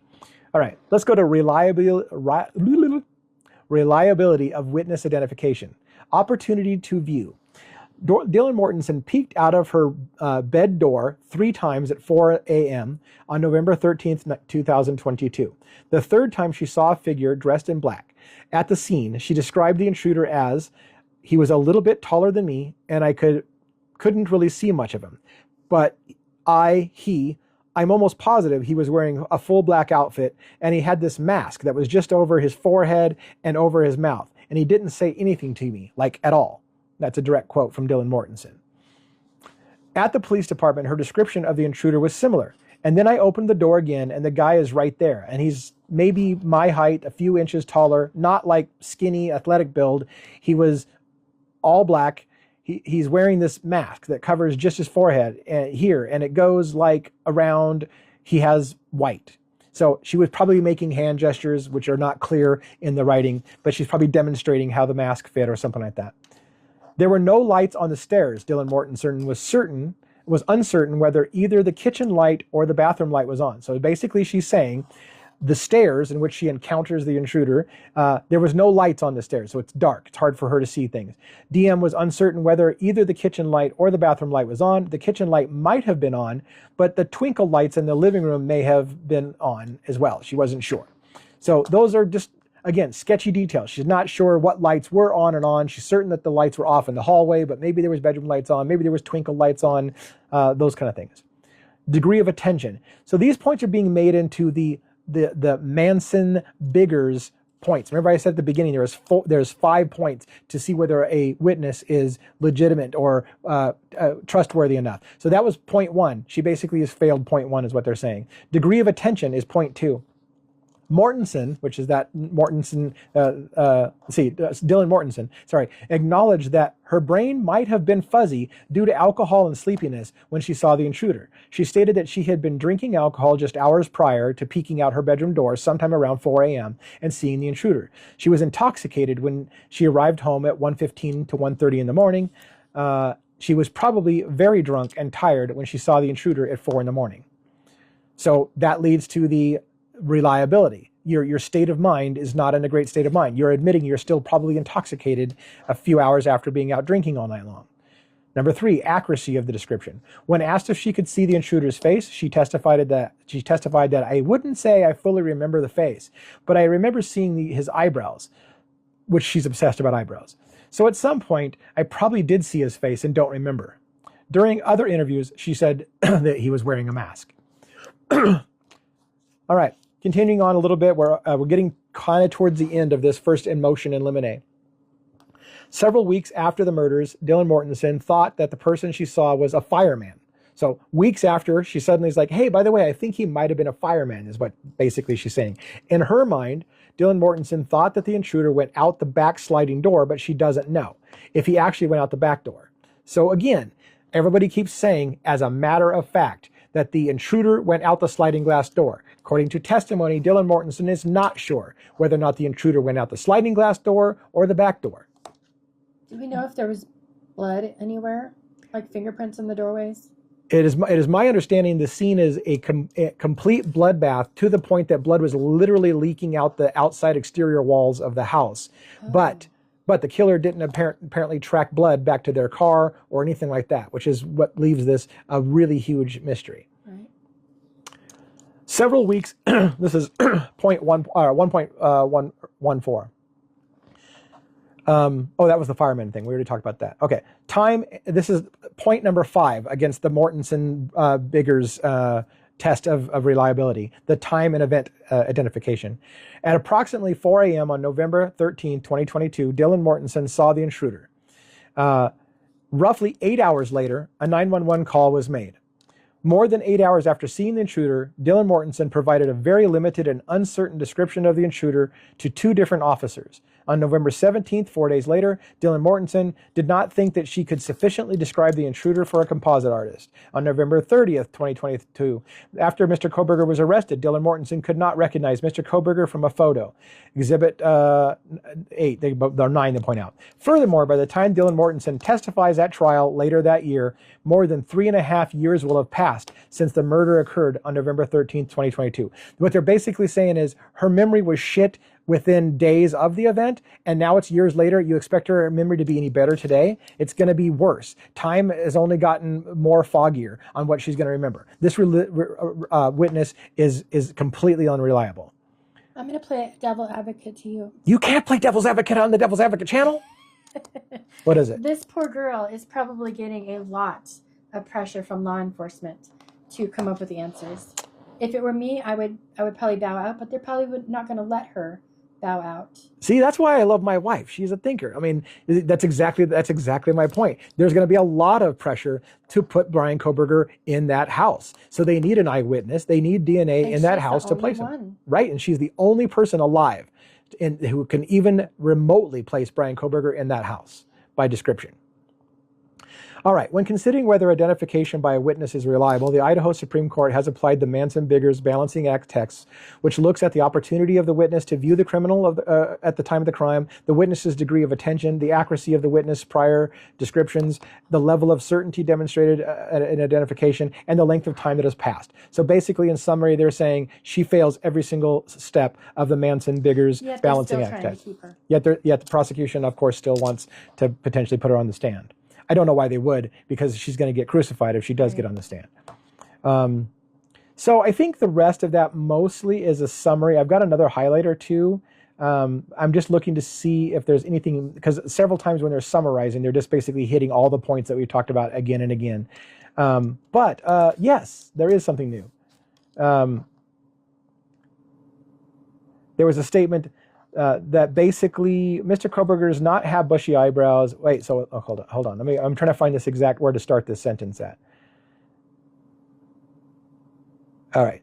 6 weeks passed before she was interviewed by law enforcement the final time, and 6 months passed when she testified before the grand jury. So 6 weeks passed before she was interviewed by law enforcement the final time, and 6 months passed before she testified before a grand jury. Balancing the Manson-Biggers factors, there is no reliability of physical characteristics that Dylan Mortensen has reported. Mr. Kohberger does not have bushy eyebrows, but the artwork on Dylan Mortensen's wall and that which should draw eyes with eyebrows could be described as bushy, full, or prominent. In other words, it could be argued that he doesn't really have that bushy of eyebrows, but her bedroom is full of pictures and drawings and depictions of bushy eyebrow people. There is a great risk that at trial, in front of a jury, her testimony will be viewed as clear identification of Mr. Kohberger. This would be a false identification and would prejudice the proceedings in a way that must be avoided. In other words, they don't want the jury making a decision because she said, I saw a guy with bushy eyebrows, and then sitting over there is a man that could be perceived as having bushy eyebrows, and that's enough connection for them to say, shoot that man. No. All right. So ultimately, they're asking for the court to strike the terms, the descriptive words "bushy eyebrows," and ultimately the description, the testimony of Dylan Mortensen. But the bushy eyebrow thing is the one that's giving them the most problem. And they conclude in one of these things, even assuming that the court allows the descriptive word "bushy eyebrows," or that and concludes that they're somehow relevant, whatever minimal probative value, which means value that is worth talking about, something that actually has relevance. So whatever minimal probative value that may have is substantially outweighed by the danger of an unfair prejudice and confusion of the issues. Unfair prejudice is the prejudice that tends to suggest a decision on an improper basis. Dylan Mortensen could not recall enough details about the intruder to provide a description to a composite artist, allowing her to use her descriptive words such as bushy eyebrows only confuses the issue. If evidence of bushy eyebrows is presented to the jury might well believe that Mr. Kohberger is guilty simply because of bushy eyebrows. As a consequence, there is a danger that the jury would reach a decision on an improper basis due to evidence that is unfairly prejudicial. I agree. All right. So that's basically it. The reason addressed above, Mr. Kohberger requests that the court grant his motion in limine to exclude Dylan Mortensen from using the terms bushy eyebrows. So really, they're not asking for Dylan Mortensen to not be on the stand at all. They're asking for her to not be talking about bushy eyebrows because she can't possibly have remembered that her testimony is shit in regards to that. She could testify to other things. She could testify to being in the house. She could testify to where people's bedrooms were, all the things that basically might be relevant to help them piece together the thing. But her description of the intruder and his bushy eyebrows, they want striked, and I concur with that. So Nicole is saying about the plans of the house that she would have seen Xana or Ethan, on her way to the basement. What about it? Oh, so yeah, so that, you mean that's a question, right? She comes out of a bedroom and passes essentially, or maybe, I don't know the order of the bedrooms. There's people in this room actually know exactly where the bedrooms are. I have seen a layout. I didn't go through that in detail. So did she pass a bedroom that had victims in it? I don't know. Or was she the closest? Talking about that. Yeah. What she wants to get on with you and. Yeah, maybe we'll do that. And in fact, I wanted to ask you how you guys feel right now at the moment, because I'm now just starting 2 of 5 of my motions in limine. I do think they get a little quicker, but maybe not super quick. So we're about an hour in. Do you guys have the stamina to keep going? Should I save it for another night and try to do it on Friday, or do we keep going? Got any thoughts or opinions? I'm just looking for some quick feedback. Ready? Again, I guess you could always look about this on YouTube if you can't stay for the duration of this and you want to hear the rest of it later. So I'm going to keep going. Somebody gave me a keep going. I got 3 keep goings. That's enough for me. Let's go. All right. Motion in limine number 6 is what we're going to talk about now. This is the motion in limine, Rylan Nolan, and the reference to touch and contact DNA. So this was an expert that was brought in on the stand to talk about the touch DNA. This is the infamous DNA that people will scream at me, right? You have to go. Thank you so much for hanging out with us tonight. I hope that you enjoyed something and you got something out of tonight. And I encourage you to watch on YouTube if you are interested in hearing the rest of my take on this. If not, it's okay. Have a good night anyways. Good night, Nicole. All right. So now we're going to talk about the touch DNA. Many people have said that, well, fry that guy. His DNA is at the scene. I've had people incorrectly tell me, look at that, I was starting to shout again. Look at how much I have to work on not shouting. All right. Passionate. So I have had people tell me, you're an idiot. His blood was found at the scene. It's a done deal. Bryan Kohberger's blood, I've said it over and over again, Bryan Kohberger's blood is, to our knowledge, has not been found at the crime scene. Not blood. It is what they've called touch DNA. But what we're going to find out now is that the defense even has a problem with the term touch DNA because it's misleading. Hearing their argument, I have to say I understand why they say it's misleading, and it's worth us taking some time to look at. So let's talk about touch DNA or contact DNA. So the motion for in limine is Rylan Nolan and the reference to touch and contact DNA in quotes. Here comes Bryan Kohberger with a request to do these things. This is how all these things start out. Either here comes the state versus Kohberger, or here comes Bryan Kohberger asking for this motion in limine to talk about something they want to have happen. Both the term, this is what the description of the argument is, both the term touch and contact DNA or any opinion regarding how the DNA ends up on an item is misleading in that it assumes the facts that must be proven. And it would be confusing to the jury and waste substantial time in debunking the testimony of an expert that is outside the purview of the field of experience and qualifications. What does that mean? It's basically what it's. I'm going to give you a preview, but we're going to get into some more details. What they're saying is, touch or contact DNA gives the impression that the intruder or the suspect literally touched or had contact with that item. And what they're saying is that is not true. That is trace DNA. We do not know how the speck, the size of a grain of sand, of sloughed skin cell or whatever it was, got on that knife sheath. You cannot say that it got on there because Bryan Kohberger touched it. You certainly can't say that because we don't even know if it's Bryan Kohberger.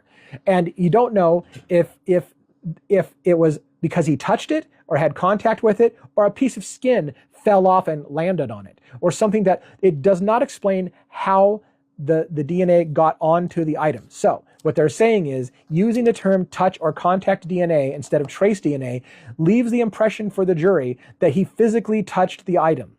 And that does not necessarily mean that's what happened. How his DNA got onto that is still part of the mystery, which might be setting up the whole idea, was DNA planted? Did somebody make sure that a piece of DNA got on the murder weapon and it wasn't touched by him, it was placed by somebody? That may be what we're hinting at here on how did that DNA get on the item in the first place. All right, relevant facts.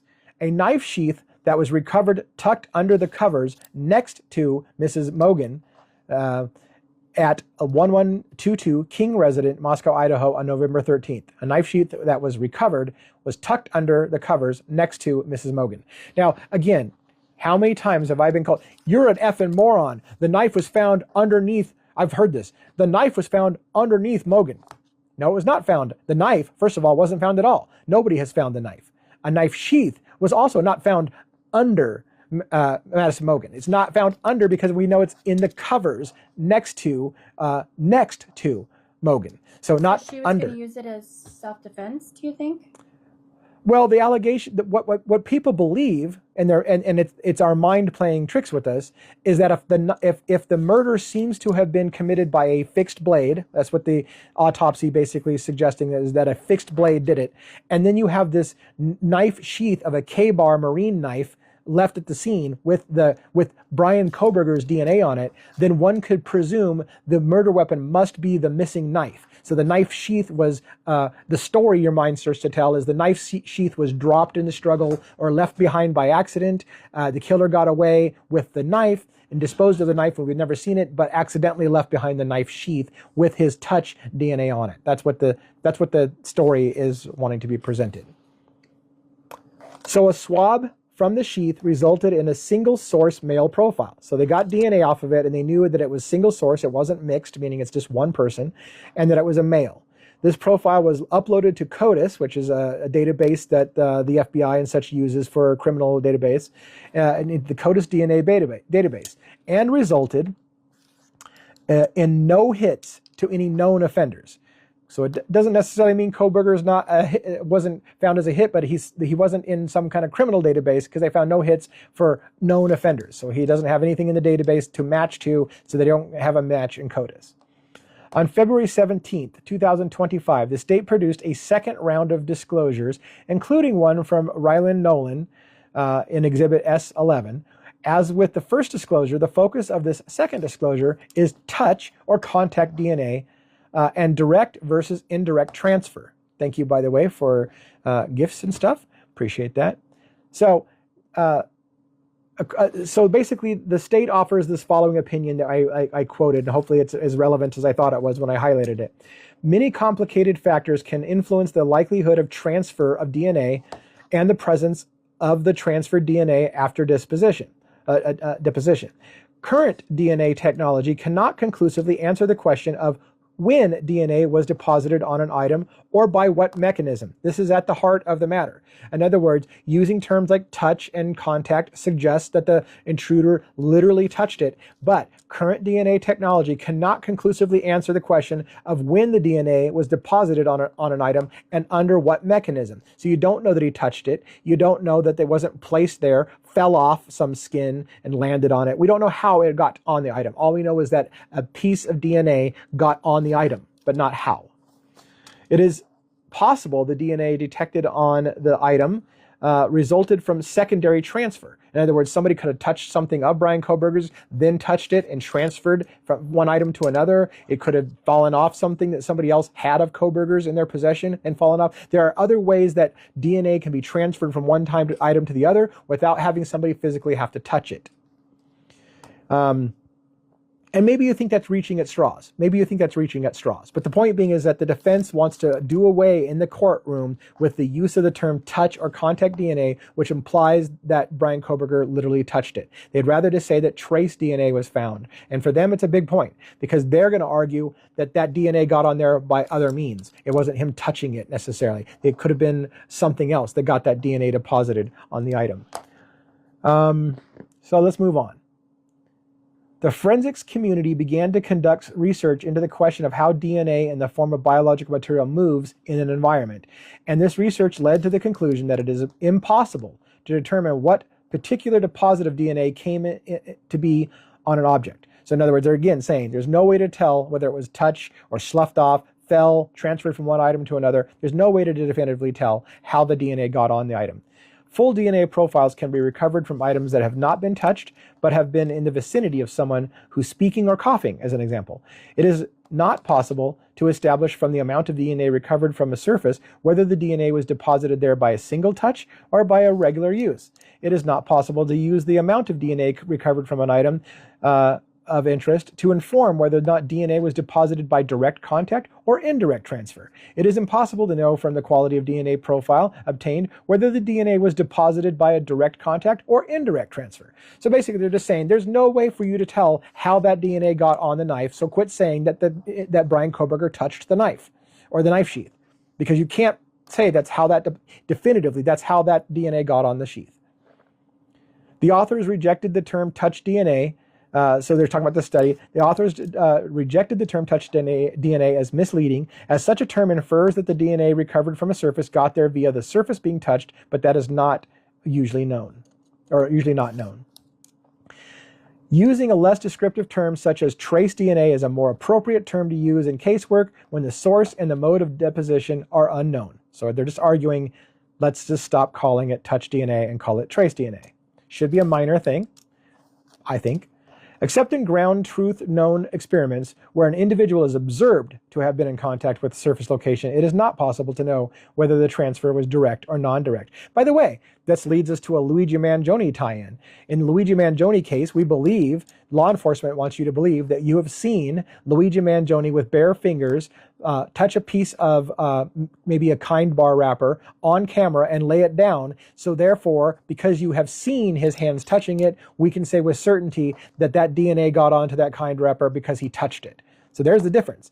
Nobody knows that Bryan Kohberger touched this item. But in that case, in Luigi's case, they may say, well, we know he touched it because we got him on camera. We can see his fingers touching it. Therefore, we know it has to be him touching it. You can see him touching it.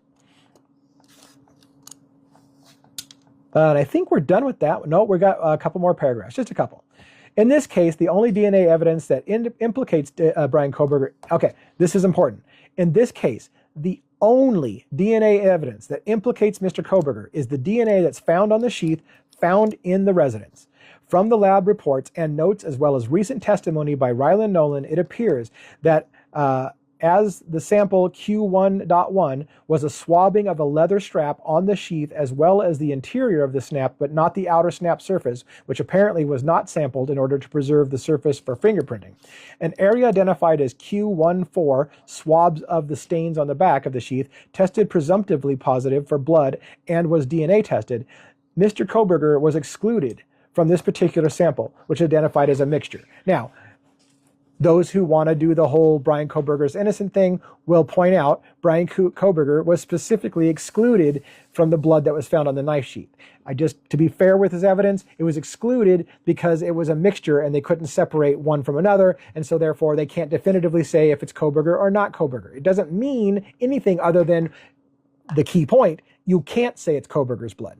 There's no way for you to say that. It's a mixture. They couldn't determine whose blood it was. It's a mixture. So therefore, it neither implicates Kohberger, nor does it really exclude the possibility that it could be Kohberger. It's mixture. All right? So that's that one. Look, we didn't take so long to get through that one. Let's go to the number 3 of my 5. Hell, we'll be done with this in less than 2 hours. That's not bad. What am I complaining about? Motion in Limene number 5, inconclusive data. Comes now Bryan Kohberger and through his attorney of record and hereby moves the court for an order limiting testimony about the statistical analysis of item Q13.1, fingernail scrapings.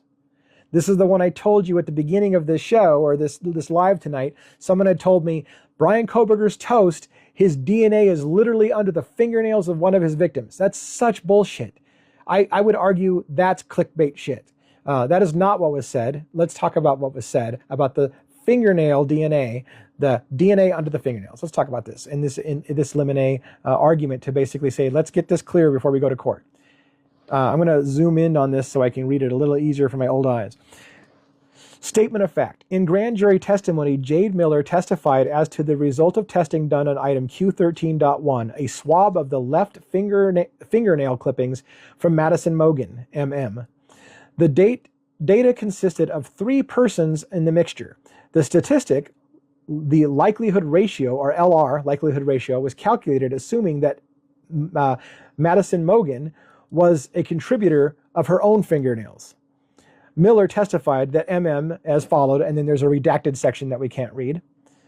The data from that sample was redacted as to Mr. Kohberger, transcript 365, 366.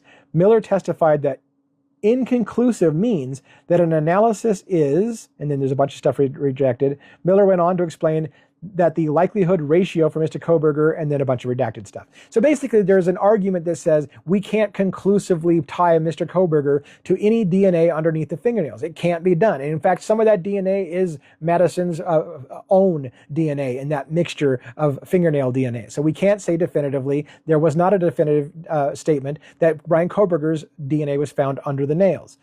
Here, expanding upon the language of the report would prejudice Mr. Kohberger in that it might allow the jury to infer that the inconclusive data means that he might have been included. So in other words, they're saying, because they're saying they can't tell whose DNA is under her fingernails, just the simple fact that they can't tell is enough perhaps to convince the jury that, well, then it could be Bryan Kohberger's. And so they're trying to say that's horseshit. Like, you can't leave the jury inferring that maybe it is Bryan Kohberger's because you can't tell whose it is, so therefore why not his? So that's where they're going with that.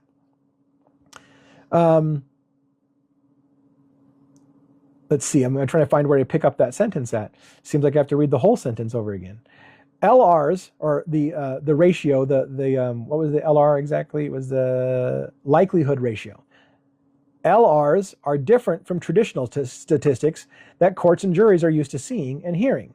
The LR is a comparison of hypotheses. It is not a statement of identity or probability of identity. So in other words, again, they're saying if the jury doesn't completely understand what the ratio is used, it's not saying the probability that is or isn't somebody. It's something completely different. It's going to just confuse the jury. It simply asks the question, given the data, which hypothesis tested is more likely? For item Q13.1, both hypotheses tested for each individual assumed that Madison Mogan's DNA was present. So when the lab generated the LR laid out above, the hypothesis tested was Madison Mogul, KG, and one other unknown or unrelated person. So who is Kaylee Gonzalez? That's got to be the KG.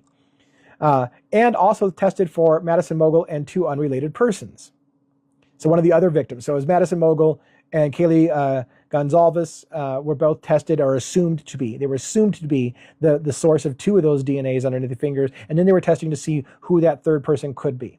This comparison was done for all the individuals listed in the report, number 7, and for Mr. Kohberger, at the ISP lab, any number greater than, and they go on to some statistics and basically said it came back inconclusive. We don't need to get into all the things. You could read it yourself in that number 6 motion in Limene about the fingernail stuff. But basically the gist of what it's saying is it's inconclusive. It does not show that it's Bryan Kohberger's, and just telling somebody that it doesn't conclusively rule him out either might prejudice the jury to say, well, then it could be. And if it can be Bryan Kohberger's thing and related on everything else we know, we'll then therefore assume part of that DNA is Bryan Kohberger's, even though you can't say that it is.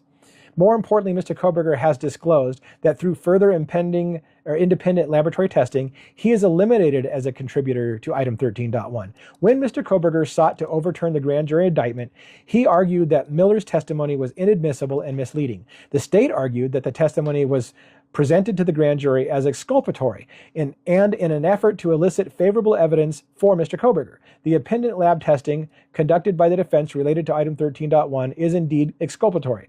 Mr. Kohberger is excluded, and the state should be precluded from misleading the jury in any way. So they're basically saying a grand jury already looked at this. A grand jury already said this is not definitively pointed at Kohberger. It's already been decided by a grand jury that it wasn't related to Kohberger. And so don't bring it into court this time either, because it's already been decided by a grand jury. You can't say that leads to Kohberger. It's just going to make a jury confused. So there's that one. We only have 2 more people. Stay with me. All right. Number 4.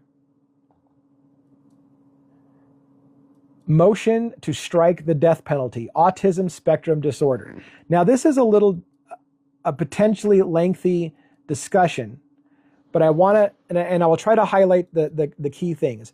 But what they basically are, well, let's just get into it. Here comes now Bryan Kohberger, and through his attorney of record, and hereby moves the court to strike the death penalty as a sentencing option in the case because Mr. Kohberger's autism spectrum disorder reduces his culpability, negates the retributive and deterrent purposes of capital punishment, and exposes him to unacceptable risk that he'll be wrongfully convicted and sentenced to death. Now, I want to point something out. This does not mean, as some of those Bryan Kohberger guilters, if you will, if you want to call them that, does not mean that the defense has already concluded Bryan Kohberger is going to be found guilty, but let's please take the death penalty off the case, off the table. It's just basically saying we're going to go ahead and go to trial. We're still going to fight this, but right off the bat, we need to remove the death penalty because it does not apply because of autism spectrum disorder. And I know a lot of people are going to be, oh, horseshit. Here's the problem. Here's the big problem. And this leads to the whole mental health thing that's going to be really, really dicey for us to discuss tonight, is that people make judgments about a person's guilt based on the way they look, by the way that they conduct themselves. If a person looks flat and unresponsive and doesn't seem to care what you're saying about something, we perceive that as being admission of guilt, that the person obviously has no remorse, no feeling of guilt. So what we might call in psychological terms a flat affect, meaning that you don't show a lot of emotion, is perceived by many of us as you don't care. You have no emotions. Somebody just got murdered. We're telling you how gruesome it was, and you're just staring at us blank like you give 0 shits. Therefore, there's a presumption of guilt because you don't look right. You look like you have no feelings. However, somebody on the spectrum with autism disorder literally has a flat affect. And depending on where you are on that spectrum, the flatter that affect is. This also leads to a lot of problems, and we're going to get into this a little bit, about the psychological makeup that many people have loved to refer to Bryan Kohberger as an incel and a misogynist who just hates women. And they use all these comments that he's had inappropriate relationships with women or exchanges with women. But again, someone with autism spectrum disorder frequently makes observations and behaviors that people find odd and offensive because the person with autism disorder doesn't understand how to act like normal people. They frequently are perceived as being off a little bit and strange. And so what the defense is basically saying is the jury is already going to be biased towards convicting Kohberger because he's got autism spectrum disorder. He's off. He has difficulty communicating with us, as you'll see. That his own defense, he can't properly communicate with us. And the jury certainly is going to see this as well. It's part of his mental condition. So you could say, oh, that's bullshit. They're just playing games. And I would argue then, do you believe that everyone who has autism in America is just playing bullshit games? Or is this a real thing? The DSMV has diagnosed people with autism spectrum disorder as having certain characteristics, all of which Bryan Kohberger has, all of them. And it leads to things that might look like misogynist behavior, uncaring, the stare, the death stare, the no feeling, no emotion, flat affect. All those things are common of autism spectrum disorder, of which an expert has stated he does indeed have all the markers of autism spectrum disorder. So let's continue with this. Mr. Kohberger is aware of the, so part of it is they said Mr. Kohberger is aware of the deadline previously imposed by the court scheduling, but has good cause for filing the motion at this time. Let me explain what just happened with that sentence, because it's a little confusing. So basically, what the prosecution is saying is, if you were going to make a mental disorder defense in this case, you had to have done this a long time ago. Coming now just before trial and saying all of a sudden, hey, he's got this mental condition, is bullshit. That's what the defense is, the prosecution is saying. You can't come to us. You had a period of time during discovery to announce to us that Bryan Kohberger had mental issues. But now all of a sudden that we're going to trial, suddenly he has mental issues because you realized you're losing the case. That's the argument the prosecution's making.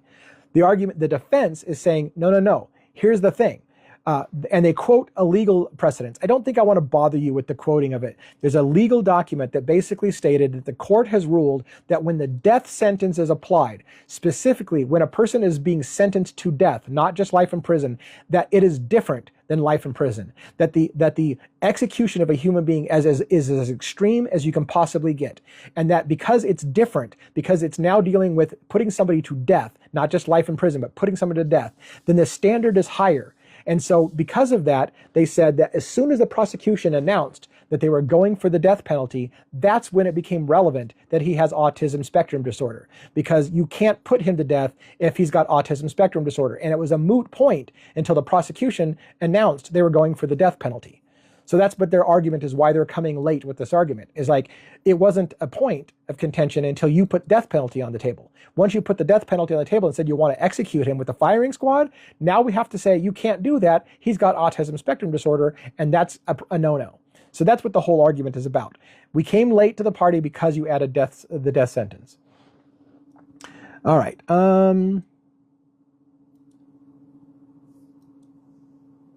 I'm skipping ahead because a lot of what I just said was in the quotes that I had.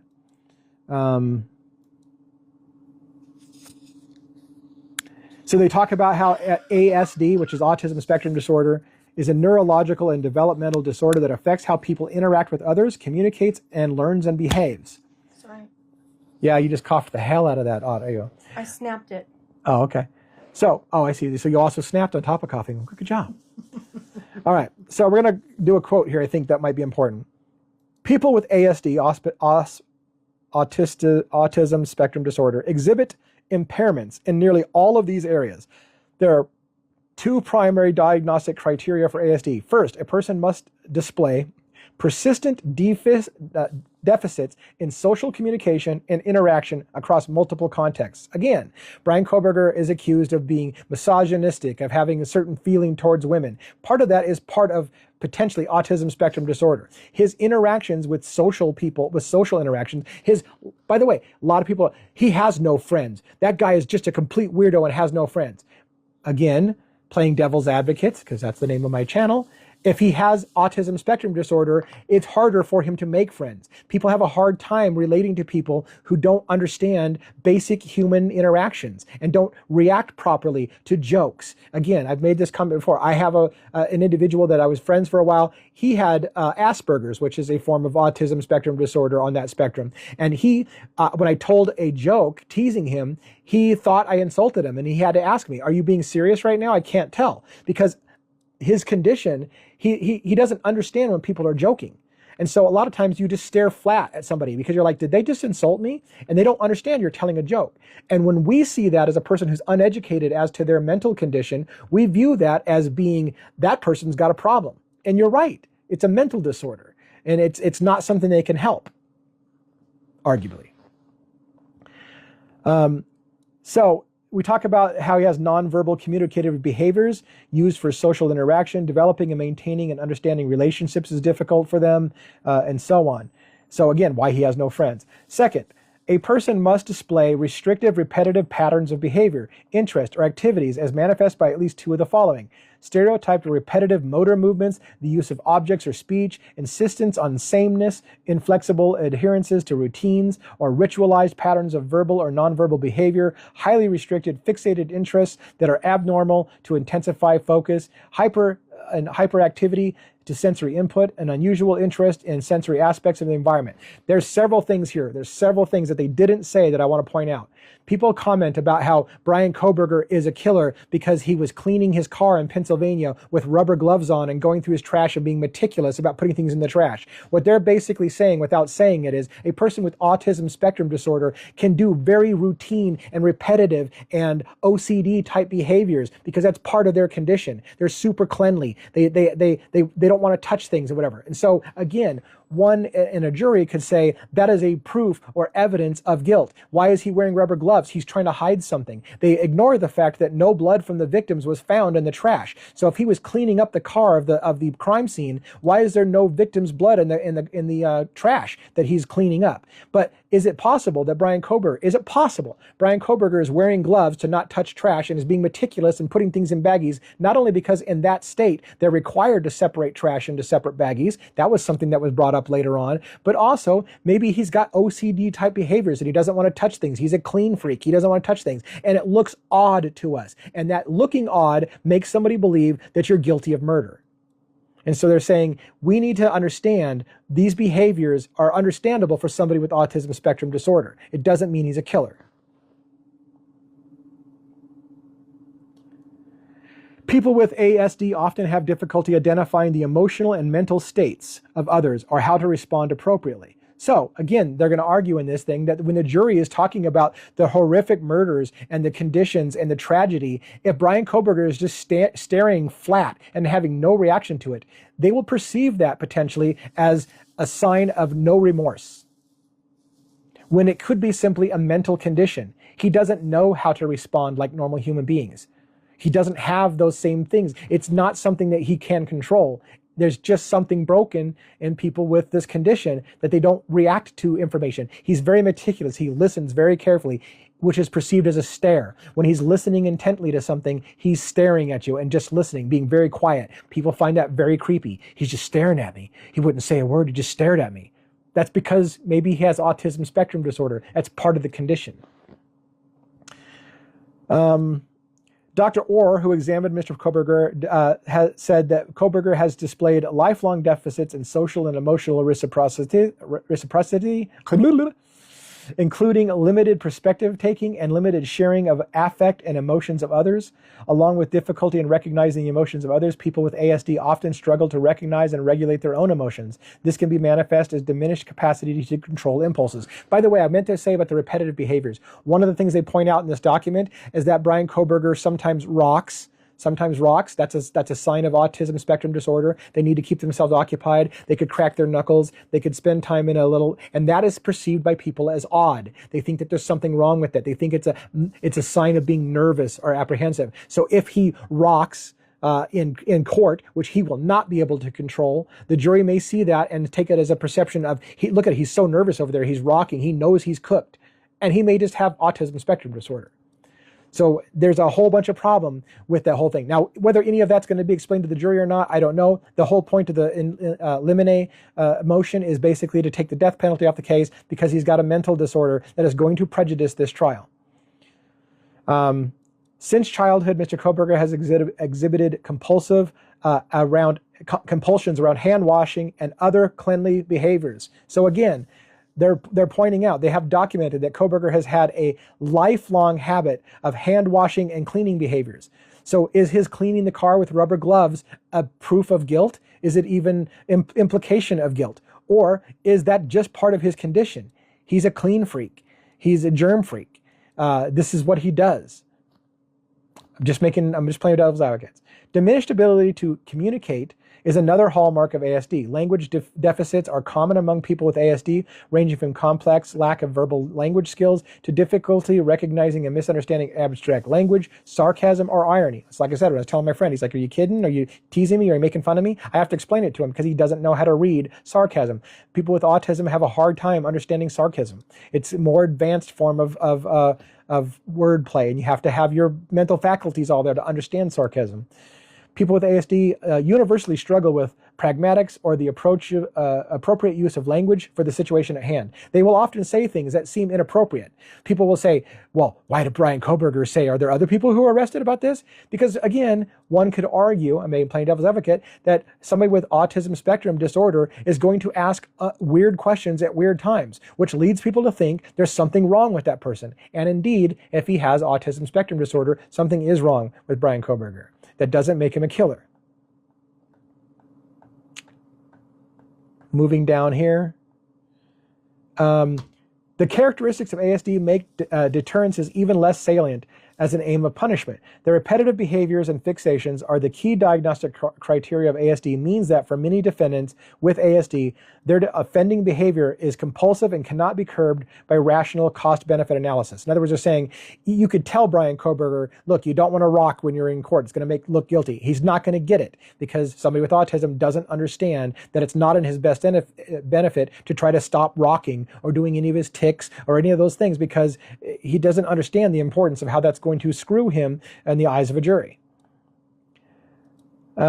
And there's a point in here in the document, I'll speed through this a little bit, where they basically, the defense admits that Bryan Kohberger is not even really able to effectively defend himself. They themselves, as his defense team, have a hard time working with Bryan Kohberger because he doesn't understand the impact of what they're trying to say to him. He doesn't understand how to help in his own defense because there's something broken and missing in Bryan Kohberger is what they're arguing. They're saying, look, our client isn't even really able to help us make a great defense. They also argue in one point, and I don't remember if it is this one or another motion, that the state has hundreds and hundreds of law enforcement officers, including the FBI and all branches of government, coming against Bryan Kohberger and their small 3 or 4 lawyer team who has to try to defend this man against the whole weight, bearing the whole state and law enforcement and federal government bearing all their weight upon this man with all their resources, and they've got to try to defend him as this small team with a man that can't even really work with them properly to defend himself.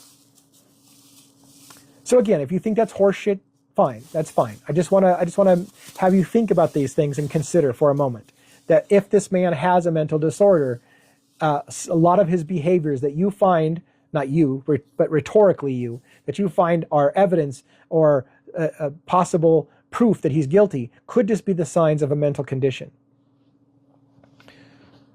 Let's skip down to see if there's anything else. Mr. Robinson argues that his ASD contributed to his wrongful conviction because law enforcement misinterpreted his flat affect during the tragedy as evidence of guilt. In other words, what they're saying is even law enforcement, when they approached Bryan Kohberger, thought that his behaviors were off, and part of that reasoning for thinking that his behaviors were off led them to conclude that he was guilty, and that was part of their reason for acting the way that they did and making the arrest, because he didn't seem to be acting properly. Maybe the reason, however, he wasn't acting properly was he has autism spectrum disorder. The court acknowledged that the defendants with intellectual disabilities are unable to make a persuasive showing of mitigation in the face of the prosecution's evidence against one or more aggravating factors. They are less able to give meaningful assistance to their counsel. Their demeanor may create an unwarranted impression or lack of remorse of their crimes. So all these things we've stated. He can't even help his own legal team, and the jury is going to say that he has no remorse because he's not showing proper emotions to the weight of what is being brought against him. These impairments cannot simply be overcome by the client who wants to be cooperative. Mr. Kohberger displays extremely rigid thinking, perspectives on specific topics, processes information on a piecemeal basis, struggles to plan ahead, demonstrates, and if he struggles to plan ahead, how did he plan this murder of 4 people and so meticulously that he can get away with it and hide the weapon and no blood transfer and all these things. So they have trouble, the ASD people, with struggling to plan ahead. He demonstrates little insight into his own behaviors and emotions. Even assuming that Mr. Kohberger aims to be as helpful as possible in preparing his case, these mental deficiencies will invade every detail of that aid, from client relationships to the fact investigation, to mitigation investigation, to pretrial motions and the trial strategy. No matter how helpful Mr. Kohberger may wish to be, it is simply not possible for him to aid counsel in a way that someone without his deficit accompanying ASD would be able to. This lack of ability is the precise concern articulated by Atkins, or in Atkins. So basically they're saying, look, you got to take the death penalty off the case. The guy's got a mental disorder. He can't even defend himself properly. We can't defend himself properly. So for God's sake, take death penalty off the case, because if you're going to convict him, at least don't put him to death because he's got a mental handicap. At all stages of the proceedings, the defendant's behavior, manner, facial expressions, and emotional responses, or their absence, combine to make an overall impression on the trier of fact, the jury.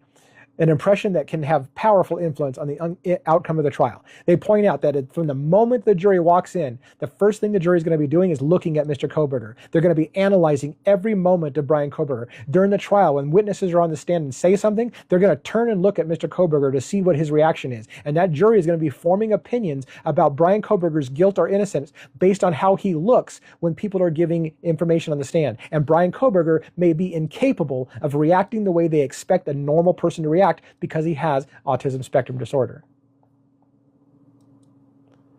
People with ASD often engage in repetitive self-stimulating behavior, which can include hand flapping, finger snapping, body rocking, etc. We talked about that.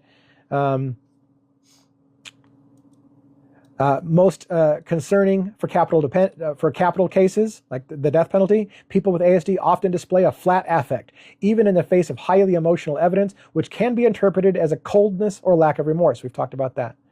So I think we've hit this enough. I mean, there's a lot of talk and a lot of details explaining what autism disorder is and how Bryan Kohberger exhibits all of the factors of autism spectrum disorder. In court, will we see professional testimony from the prosecution, who will be testifying that Bryan Kohberger does not have autism, and we're going to argue in front of a jury whether he does or doesn't have autism? I don't know. But right now, the motion in limine is to get the death penalty removed. There's only one more point that we're going to cover, and then we were done. We'll be wrapping up at about 2 hours for the night. I guess that's not horrible. Motion number 2, motion in limine number 2, vague and undisclosed expert testimony. This one got a little detailed, and I'm trying to decide if I can even make this in words that can be explained. S2, FBI Special Agent Nicholas Balance, testimony must be prohibited as no report containing findings or opinions has been provided. This gets a little difficult, so let me try to explain this from the wording first.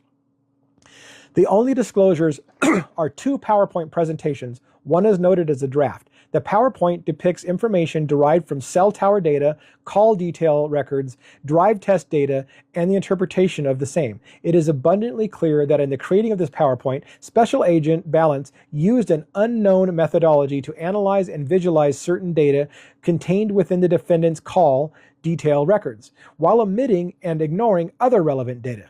It is impossible to determine why certain data was included in the PowerPoint and why other data was omitted or ignored, as Special Agent Balance has produced no report documenting his actual analysis. This omitted ignorance, this omitted and ignored data referenced above is exculpatory evidence against Kohberger's defense. The call detail record in full provided partial alibi corroboration. You got a question for me? Okay, so what they're basically saying, let me try to boil this down into plain language. What they're basically saying is the prosecution turned over something like 68 terabytes of information, much of which was just pictures of gruesome body death scenes, and taken from multiple officers of the same exact people. And there was an enormous amount of data, body cam footage of the same thing over and over again. They've overwhelmed the defense with 68 terabytes of data. And then what they said was,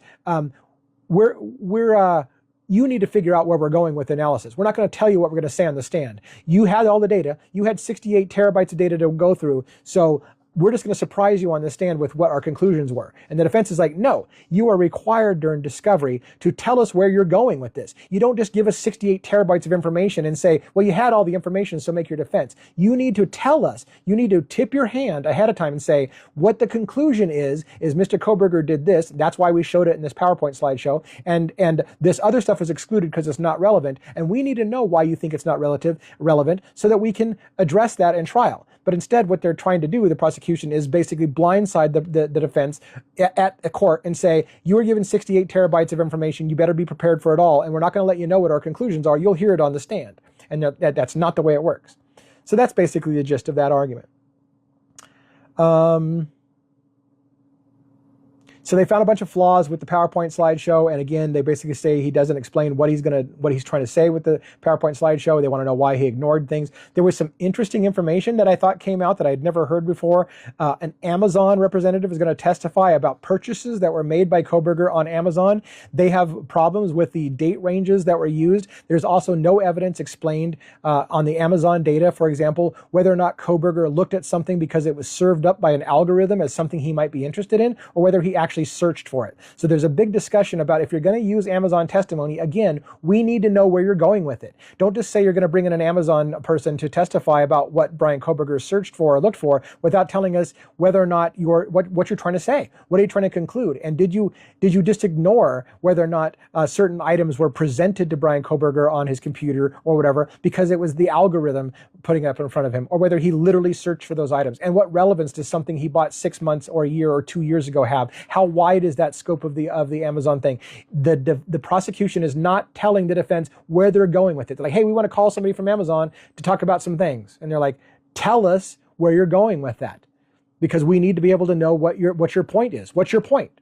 And so a lot of this argument is, tell us what the hell you're doing and quit doing these vagaries to say you'll find out in court what we were pointing out to. They need to have time to address it. They need to know where they're going and have a chance to say, oh, I can explain that or not. I think that's probably good. I mean, there's a lot more with that, but we've been going for a long time, and now we're approaching 2 hours, and I'm getting hoarse and I'm getting tired, and we've lost some of my audience. So let's just kind of wrap that up for tonight. I think that was a pretty good coverage of some of my questions. A lot of questions, as you can see from today's thing. Again, I see TikTokers out there and true crime podcasters who believe that Bryan Kohberger is guilty, who read those same things of mine and are pointing out all the areas that make him look guilty, which I feel like, are we reading the same documents? Because I can see what the argument is, and I hope that you understand what the argument is as well, and at least we'll give it some thought. No matter how you feel about Bryan Kohberger, give it some thought. Did you learn something new? I hope that you did. As a reminder, this recording will be up on the internet 2 hours after the show, because I'll download it and reload it up to my YouTube channel. Our main website is devilsadvocates.info. The link to that YouTube video will be front and center on that website. So if you don't remember or don't know how to find us on YouTube, you can always go to devilsadvocates.info and find the link to the YouTube videos and all of my other content. Thank you for coming in. Follow my wife's account, devilsadvocates.2, if you will, or _2, so that we can try to get her up to 1,000 lives someday. She was relatively quiet tonight, and I appreciate Rhonda for staying here with me for 2 hours and listening to her husband ramble when she's probably freaking tired of listening to her husband ramble about this shit, and now she has to listen to it for 2 more hours. So thank my wife and show some appreciation by giving her a follow. Thank you, everybody. We'll be going to Vegas very, very soon. I got one more live I'll be doing on Monday, and then I'm going to be out, on Friday, and then we'll be out all next week. And I'll try to find a way to share our Vegas trip with those who are interested in some kind of format. Have a good night, and thank you.